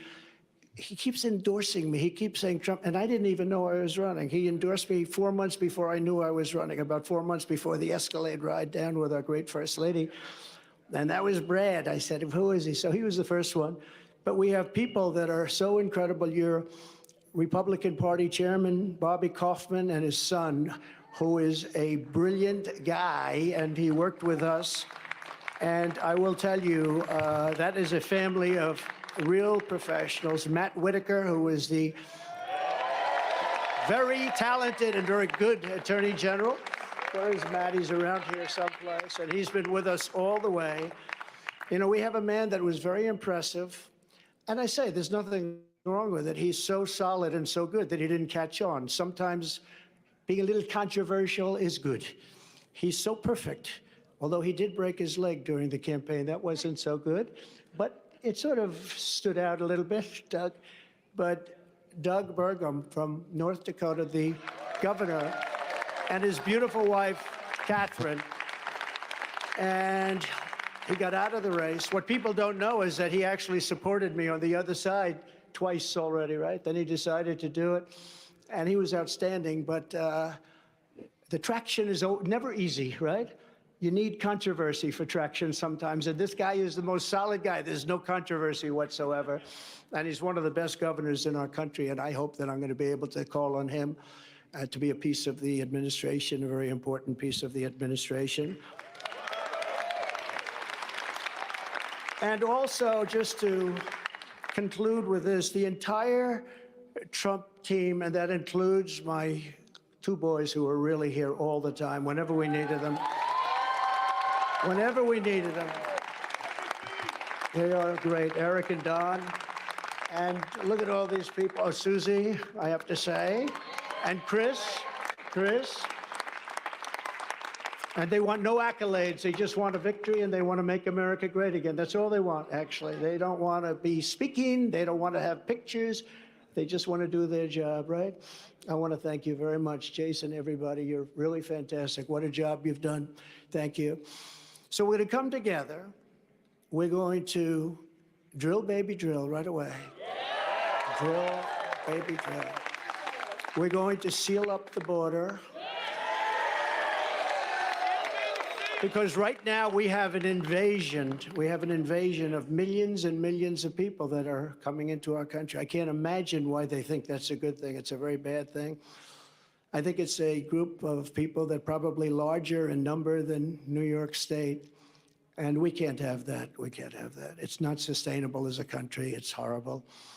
And you know, they're coming from prisons and jails. They're coming from all over. They're coming from countries that most people have never heard of.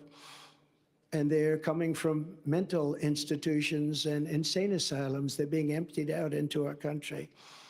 And they're terrorists. Many terrorists are coming in. You know, in 2019, I saw just recently on a poll, they had none in 2019, no terrorists. Now, I even say there's got to be some, but they have none. And then as soon as this group took over, they have hundreds and hundreds of terrorists coming in, known terrorists, some of them really bad. And many of them are in, and they came in, and nobody knows where they are. This is not a good thing. And we're going to have to deport. We're going to have a deportation level that we haven't seen in this country for a long time, since Dwight Eisenhower, actually. Donald Trump taking victory in Iowa. We'll interrupt his speech here. He's getting into saying a lot of things. He says often, Rhonda. Institution. So I don't want to be overly rough on the president. But I have to say that he is the worst president that we've had in the history of our country. He's destroying our. I think it's wrong of them to interrupt him. Yeah, we could talk about that after. You know, my wife attended the funeral 2 months ago of Rosalind Carter, and it was beautiful. And Jimmy Carter was there, and I thought to myself, Jimmy Carter is happy now because he will go down as being a brilliant president by comparison to Joe Biden. He'll be a brilliant president. He's going to be known as brilliant by comparison. So we have to stop the invasion. We have to bring down our energy. We have to, you know, I say all the time, we have more liquid gold under our feet than any other nation anywhere in the world. And we have to stop the crime, and we have to help rebuild our cities, and we have to rebuild the Capitol, Washington, D.C. I was there on one of the Biden indictment trials. You know, this is the only person this never happened before, but I go to a lot of courthouses because of Biden, because they're using that for election interference. And it's on things like election, and I don't know if you know, but they did polls tonight on the election of 2020. Do you believe it was honest or not? 82% said it was not. And we can't have that, Chairman. We can't have that. You can't have a situation like that. So we're going to straighten out our elections. We're going to do a lot of great things. We're going to try and go to paper ballots as soon as possible. We need them straightened out before you get into office, if you could even get there, because ain't shit been done to fix the voting process. 62 days, and if you need some more time, take as much time as you want, and so many bad things happen. We have to get rid of mail-in ballots, because once you have mail-in ballots, you have crooked elections. Actually, Jimmy Carter's commission said that a long time ago. We're going to rescue our economy. We're going to save our economy. We had the greatest economy in the history of our country. There was never a greater economy, and now we don't. And when you look at what's happened with inflation, inflation is destroying. You know, they call it a country killer. Going back hundreds of years, Germany, countries that had big inflation are dead. They become dead countries. We have to stop that immediately. And we want peace through strength. Russia would have never attacked Ukraine, would have never done it. Putin and I get along fine. We get along very well. That's a good thing, not a bad thing. The fake news, which if the fake news would become real and honest news, 90% of our problems in this country would be solved. They would be solved. So Russia would have never attacked. Israel would have never been attacked. The Ukraine situation is so horrible. The Israeli situation is so horrible, what's happened. And we're going to get them solved. We're going to get them solved very fast. I actually said Ukraine. I know President Putin very well. I know Zelensky very well. I'm going to get them in. We're going to get it solved very quickly. Should have never happened. Would have never happened. Now you have all that death, far greater than people understand. The numbers are far, far greater than anybody would even think possible. You're going to find that out in the years to come. When they knock down these massive buildings in Ukraine, and then you see they announced 2 people were slightly wounded. No, many people were killed. Many people were killed. We're going to get it stopped. But it's so sad because it should have never started. People killed and a culture destroyed. You can never replace 1,000-year-old buildings with the most beautiful golden domes and churches and everything, just all rubble now. And it's so sad. Would have never, ever happened. And likewise, Israel would have never been attacked. It all comes from Iran, and we would have had to deal with Iran very quickly had the election where we, by the way, got, and I say we because it's all we got more votes than any sitting president in the history of our country. But they say we lost by a whisker, okay? But regardless of that, we're going to... That's such an old person term. We lost by a whisker. We're not going to let China do what they'd like to do. I get along great with him also. President Xi is a very strong leader. And we're going to get things solved. We're going to get the Ukraine war solved. We're going to get the Israeli situation solved. But if you think back to that, Iran was broke. I said to every country, anybody does business with Iran, buys oil from Iran, they were broke. We're not going to let you do business in the United States. And that's the way it is. They did very little business, almost sold no oil. Nobody wanted to do that. That's a big penalty. And what happened is they had no money to give to Hamas and to give to Hezbollah. And in fact, there were a lot of stories at the time. They had no money for terror. And for 4 years, we had no terror. We had the terror ban. They called it the Trump travel ban, but it was really the Trump terror ban. We don't want people in our country that are going to blow up our shopping centers. Thank you very much. And we want a country of law and order. So we're going to rebuild the capital of our country, Washington, D.C. We're going to scrub those beautiful marble columns and get the swastikas off them, and we're going to scrub them and get the graffiti off them, and we're going to clean the streets, and we're going to rebuild the streets, and we're not going to have rusted medians through the middle that are falling down into the roads where foreign dignitaries from all over the world come and they look. And we're not going to be riding on top of garbage like I did just a month ago, riding on top of garbage. We're going to rebuild our beautiful Washington, D.C., and we're going to take control of it, and we're going to make unbelievably harsh penalties for people that go around shooting. Last week they shot 3 people, and every night something happens. It's so sad. And likewise, we're going to rebuild our cities, and we'll work with the Democrats to do it. I'd be glad to work with the people in New York. We're going to work with the people in Chicago and LA. We're going to rebuild our cities, and we're going to make them safe, and we're going to give our police officers immunity.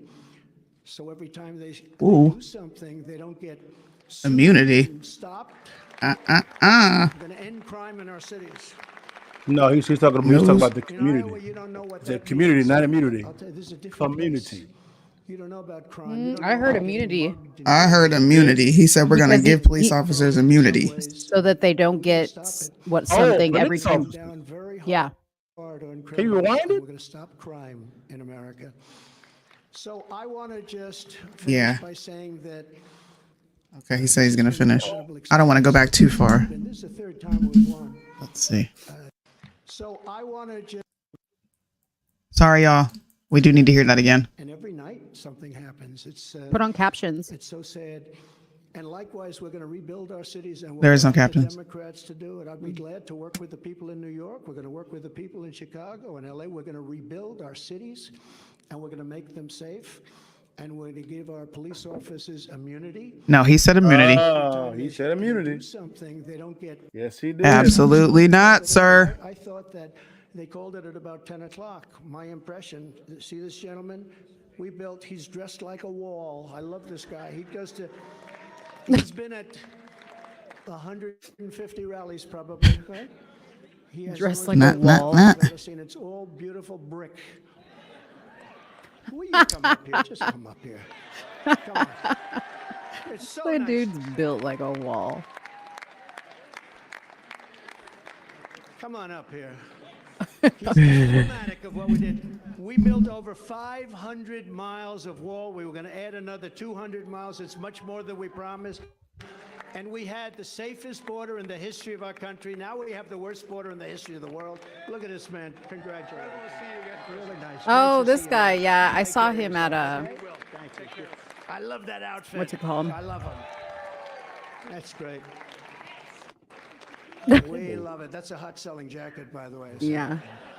But that represents what we did. No, we built a tremendous, that's the reason. And we got Mexico to We'll get into the immunity talk, y'all. And we had Remain in Mexico. And I would have to know what that would look like. And we did a job. We had the safest because in our history. We had the greatest economy in our history. We were a great I know SAID has a different spectrum of this as well. We are going to turn it around so fast. I'm sure he doesn't mean like immunity across the board from everything. Great wealth. We're going to drill. We're going to use that money to lower But yeah, there taxes has to be even some further. type We gave of you the biggest clarification tax around cut that. I forget what's going on with that. Yeah. And we're going to lower them. Yeah, that has to be further, and we're clarified. also going to pay off national debt. It's about time. It's about time. So it's now off to New Hampshire, a great place. We won it last time, and we won it both times. And we love it. The people are great. But you know, CD, he said, so they don't get blamed every time something happens. we love Iowa, but they're all great. They only want to see one thing. They want our country to come back. They're embarrassed by what's going on. Our country is laughed at. All over the world, they're laughing at us. And they want our country He's right about that. to come back. They want America, you know, they want us to be great again. It's a very simple. MAGA, Yeah. make America great again. And America first. America first is a very important part of MAGA.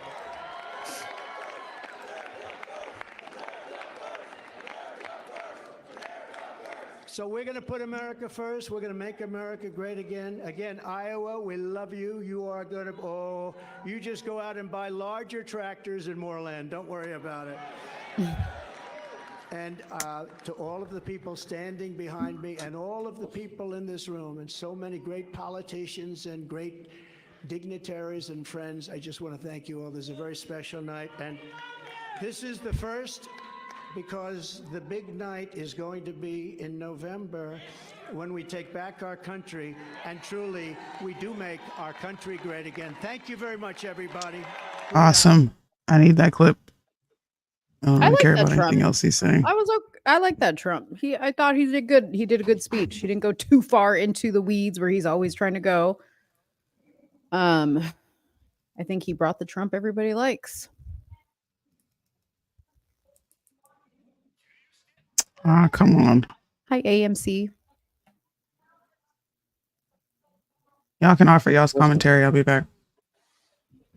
Okay, I will be, I guess, brief. I'm so excited because my Canon camera is not working, which is good.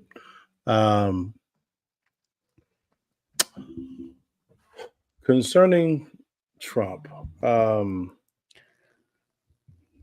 the immunity person, I gotta see what he meant by that, because I know Said has a different perspective on this that I would like to know a little bit more about.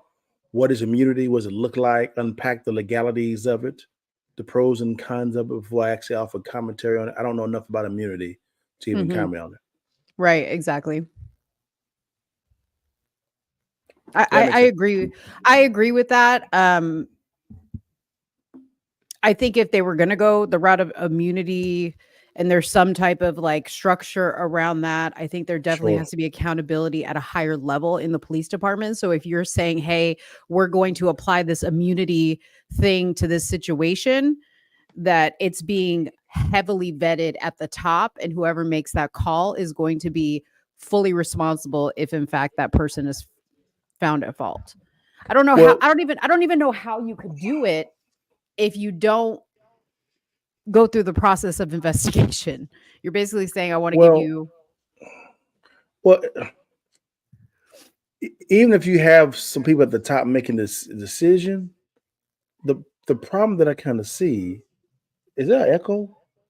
Am I tripping? No, I think that's Suni's background, maybe? Is the baby crying, Suni? No, I can hear myself talking anyways. But my thing is this here, it doesn't matter who is at the top. A system is only as good as those that actually run it. All right. And so people's decisions are guided by their moral compass. No matter what you think, that's what's actually happening. There's a discipline, there's a morality that's governing those decision makings. It doesn't matter if the person has a high level title. How are you thinking? What's governing your decision making? So in order for me to understand immunity, I have to understand the entirety of it from a pro and a con scenario, so we can see exactly how to properly structure it. Right. What are your thoughts, Suni? I don't agree with that. I don't think that the Fed should even touch that. And the fact that people are like teasing being okay with the idea of the Fed stepping in where the state regulates police is absurd to me. That is called government overreach. You need to get local politicians that are going to treat police officers right and not depend on the Fed to step in and do anything. So I would be directly opposed to anything like that. I don't care if it's Trump in office or not. The Fed shouldn't be touching the police for what? For what? So your point of view is the federal government running everything, and I can agree with that because we are a decentralized. We're supposed to be a decentralized government, but what's been happening is a lot of the times is Washington is growing, and the local county state is getting smaller as far as when it comes to influence. So I can agree with that premise on that. I'm talking about the technicalities of what immunity is. I agree with Sunni. For a situation that's happening in Dallas or San Antonio or LA or pick a city or county, that should be a state, county, city, local. And if those areas need the assistance of the federal government, they should have the privy to reach out to them. It should not be federal government runs everything. Hell no. Right. No, sir. Absolutely not. But I would love to see what he says in the future. If he clarifies his statements on these things or if he even brings it up again. But as far as I'm concerned, it really wouldn't matter what the hell he clears up. The Fed doesn't need to be involved in state matters. It does not matter to me. You have Stay to away. Get that clarified. Because they clarify. What do you mean by immunity? I'm sure somebody will pull that out of his speech and it'll become. I need specifics. Well, they should. They should. I'm going to. I'm going to make a whole video out of it. What do you mean by this? It doesn't matter if it's Trump to me. I don't give a damn who you are. You need to clarify what you mean by these things, and we shouldn't let him get off scot-free just because he's Trump. I'm not giving anyone the benefit of the doubt. When you inject the Fed into the state, that muddies the water. You either want a small government or you're okay with the centralized government. You can't have it both ways. So let's dive into this real fast. Let's say, for instance, a smaller government, like let's say a city or a county, they're mistreating their constituents, police officers from a prosecutorial standpoint. Should the Fed step in then or not? Investigate, sure. But you still need to let the state handle the matters. They can investigate all they want. Investigate, report your findings, but you need to allow the state to deal with that. I agree. I agree with that. 1000%. Sure. I got about 5 more minutes before I got to go get my babies, but I wanted to play this video that I had grabbed from Twitter, and this is coming from the DeSantis side of things. Well, what happened tonight is appalling. The media calling the race for Donald Trump before votes have been cast. I personally spoke in multiple precincts in front of hundreds of voters. And while I'm presenting and delivering the closing argument for Ron DeSantis and actually flipping voters, people start getting alerts on their phones saying the race is over before they've even won. One guy said, why do we even bother voting if it's already over? That is absurd. That challenges the very tenets of our Republican democracy, and that should not happen. We still expect a good night. I know, it's going to take a while for votes to come in, but you can't taint the process like that. Having a victory declared before people have even voted, before arguments have been heard, that's not right. I'm sorry. Arguments? First of all, there's no arguments. This isn't a debate. Bro, this is, man. He won. There's 70% of the vote in. I was teasing when I said no, be consistent, 100%. Like, when was that? Like, when did that statement get made? Early on or just now? That, like, probably about 30 minutes ago. Oh. So, DeSantis' campaign. This is what I mean. True? Is this true? Yes, he dropped out. I've been seeing this on Twitter as well. Whoa, drops out. You lie. I need to see this. We'll pull it up on X. 1 second. DeSantis' campaign, bro. But I thought Vivek was America first. Yep, he's right. How does this make him not America first? She keep fighting, Sudi. That's not smart. He is positioning himself for a VP spot. Relax. He wants to be on the cabinet. Relax. Chillax. I'm just. Yep, he sure did. He sure did. Vivek, boy. We'll see what happens. Press No, it's conference Vivek first. 10:15 at Trinity Hotel. We will live stream on X. Everybody is reporting it. Benny Johnson reported on it. You know, you guys trust him for everything. Oh, God. Yeah, It he's ain't dropped out. truth until Dan Bongino says it. Oh Lord. You know, I just want to say something to that real quick. We say a lot of the same things Dan Bongino says before he says it, and y'all still bring back Dan Bongino videos. Did you see it on Dan Bongino? I am Listen, sick and tired. forget Dan in my Bongino. own house. I got to deal You with see, the look, Dan Bongino. look, hold on. Let's highlight the hater at the bottom. You're supposed to be promoting Sunni. Telling Sunni Mo, yo, y'all see what Dan Bongino said? No. You see Hey, this Sunni. hate this listen, this is why I go so hard against these cowboy fans, because they have no loyalty. See, Sunni. No loyalty. See. Don't, it doesn't feel too good, does it? What you mean? We talking about the Cowboys versus Sunni and Mo. I think we come way up here versus the Cowgirls. You should be sending Dan Bongino our show and being like, my girls said it first. That's what you need to be saying. Hey, wait, what's the saying? Repeal the what? Oh, now you want to repeal the 19th. Repeal the 19th. What's Candace going to do now? Candace is going to do what Candace does. She is going to support the best candidate that is going to win. Sunni, I think we need to go on strike. Damn. Appreciate us. Y'all go. See what I'm talking He about? don't appreciate us, y'all. Here they go. Here they go whining. He don't appreciate us. Anyways, sometimes you guys do break stories as well. Dan just actually has, I mean, the dude live streams and he has 107,000 people. You just heard what he said, right? He's got more numbers than y'all, so he's better. That's not what it says. Nope. I'm gonna remember that. I'm gonna remember. Listen, Sunni, clip this and put in the archive for when we blow up. We'll remind Liddell what he said about us and believe in us. See, I knew that you guys were a little bit progressive. Look at y'all be doing this manufacturing. This ain't got nothing to do with progressivism. Y'all go. I knew you had a little bit. Y'all heard him say the numbers, right?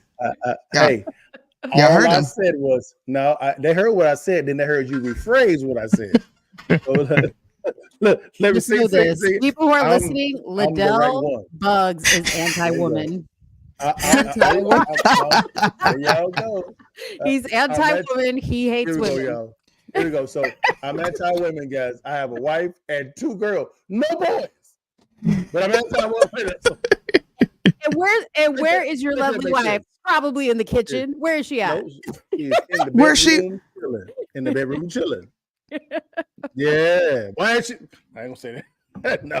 Anyways, what I'm saying is this here is a lot of times you guys do break stories. You do, which is great, and you guys are first. What I'm saying is Dan has a bigger audience. That's why he gets more of a pull than you guys do. That's going to change. That's going to change. But that's all I'm saying. But how we gonna get there when you sharing a Dan Bongino to us and but not vice versa? Hey, I share Dan Bongino to you guys. And there's a point. Here y'all go. I have never shared anything with Dan Bongino at all. Not one thing. Not one thing. Ever. Okay? He said ever. I told you guys are progressive. I'm taking a picture right there. These are 2 progressives, y'all. Look at them. 2 pastors. They're the plants. They're the plants. No. Sunni, we need to do like one of those like mugshot photos, like where we hold up like our jail number and just say progressives. Progressive women. Wanted, dead or alive. Yeah. That'd actually be a dope shirt. It would. I got to do this Trump video because I don't like that you just said that, sir. Yes, do that. Call them out. Uh-oh. And tag them. Hold on, y'all. What was she going to show us before we got sidetracked on Vivek and Dan Bongino? I don't know. Dang. I don't know. Show us something. Let me see what Vivek said. Anyway, I got it. What do you say? No, I was trying to see if I could play his video on X. Something else is happening. I don't know what's going on. My video's acting up. Anyways, I think Suni's probably going to get off pretty soon here. Me as well. I got to go as well. Thank you guys for allowing me to come on your show. All right. I fully endorse your show. It's the best show. Well, best show second to mine, but the best show that's not named mine on the planet. You know what I'm saying? It's educational. It's entertaining. It's entertaining and information. See what I'm talking about? See, I give the best plugs on the planet. Everybody give Liddell Bugs a good night. Liddell Bugs, the woman hater and chooser of bad NFL teams. Everybody give him a round of applause in the comments. Here y'all go. Here that go, y'all. Say, hey, y'all, whenever you hear someone like Mo talk bad about me, you know it's a lie. You know it's a lie. It's okay. Mo only speaks truth, Liddell. I understand. All Well, right. guys, thank you so much for your time. God bless you guys. See you guys next time. Bye, y'all. Bye. Peace.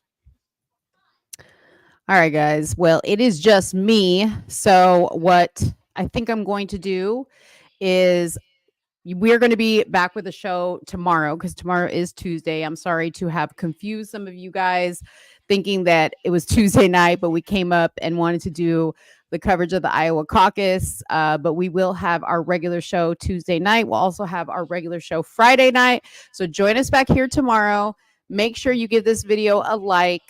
And tomorrow our show will be at its normal time, 8 p.m. Central Standard Time, 9 p.m. Eastern Standard Time. And yeah, that's it. So thank you guys so much for watching. Let me make sure I got our outro ready to go.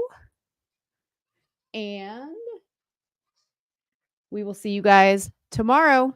Bye, guys.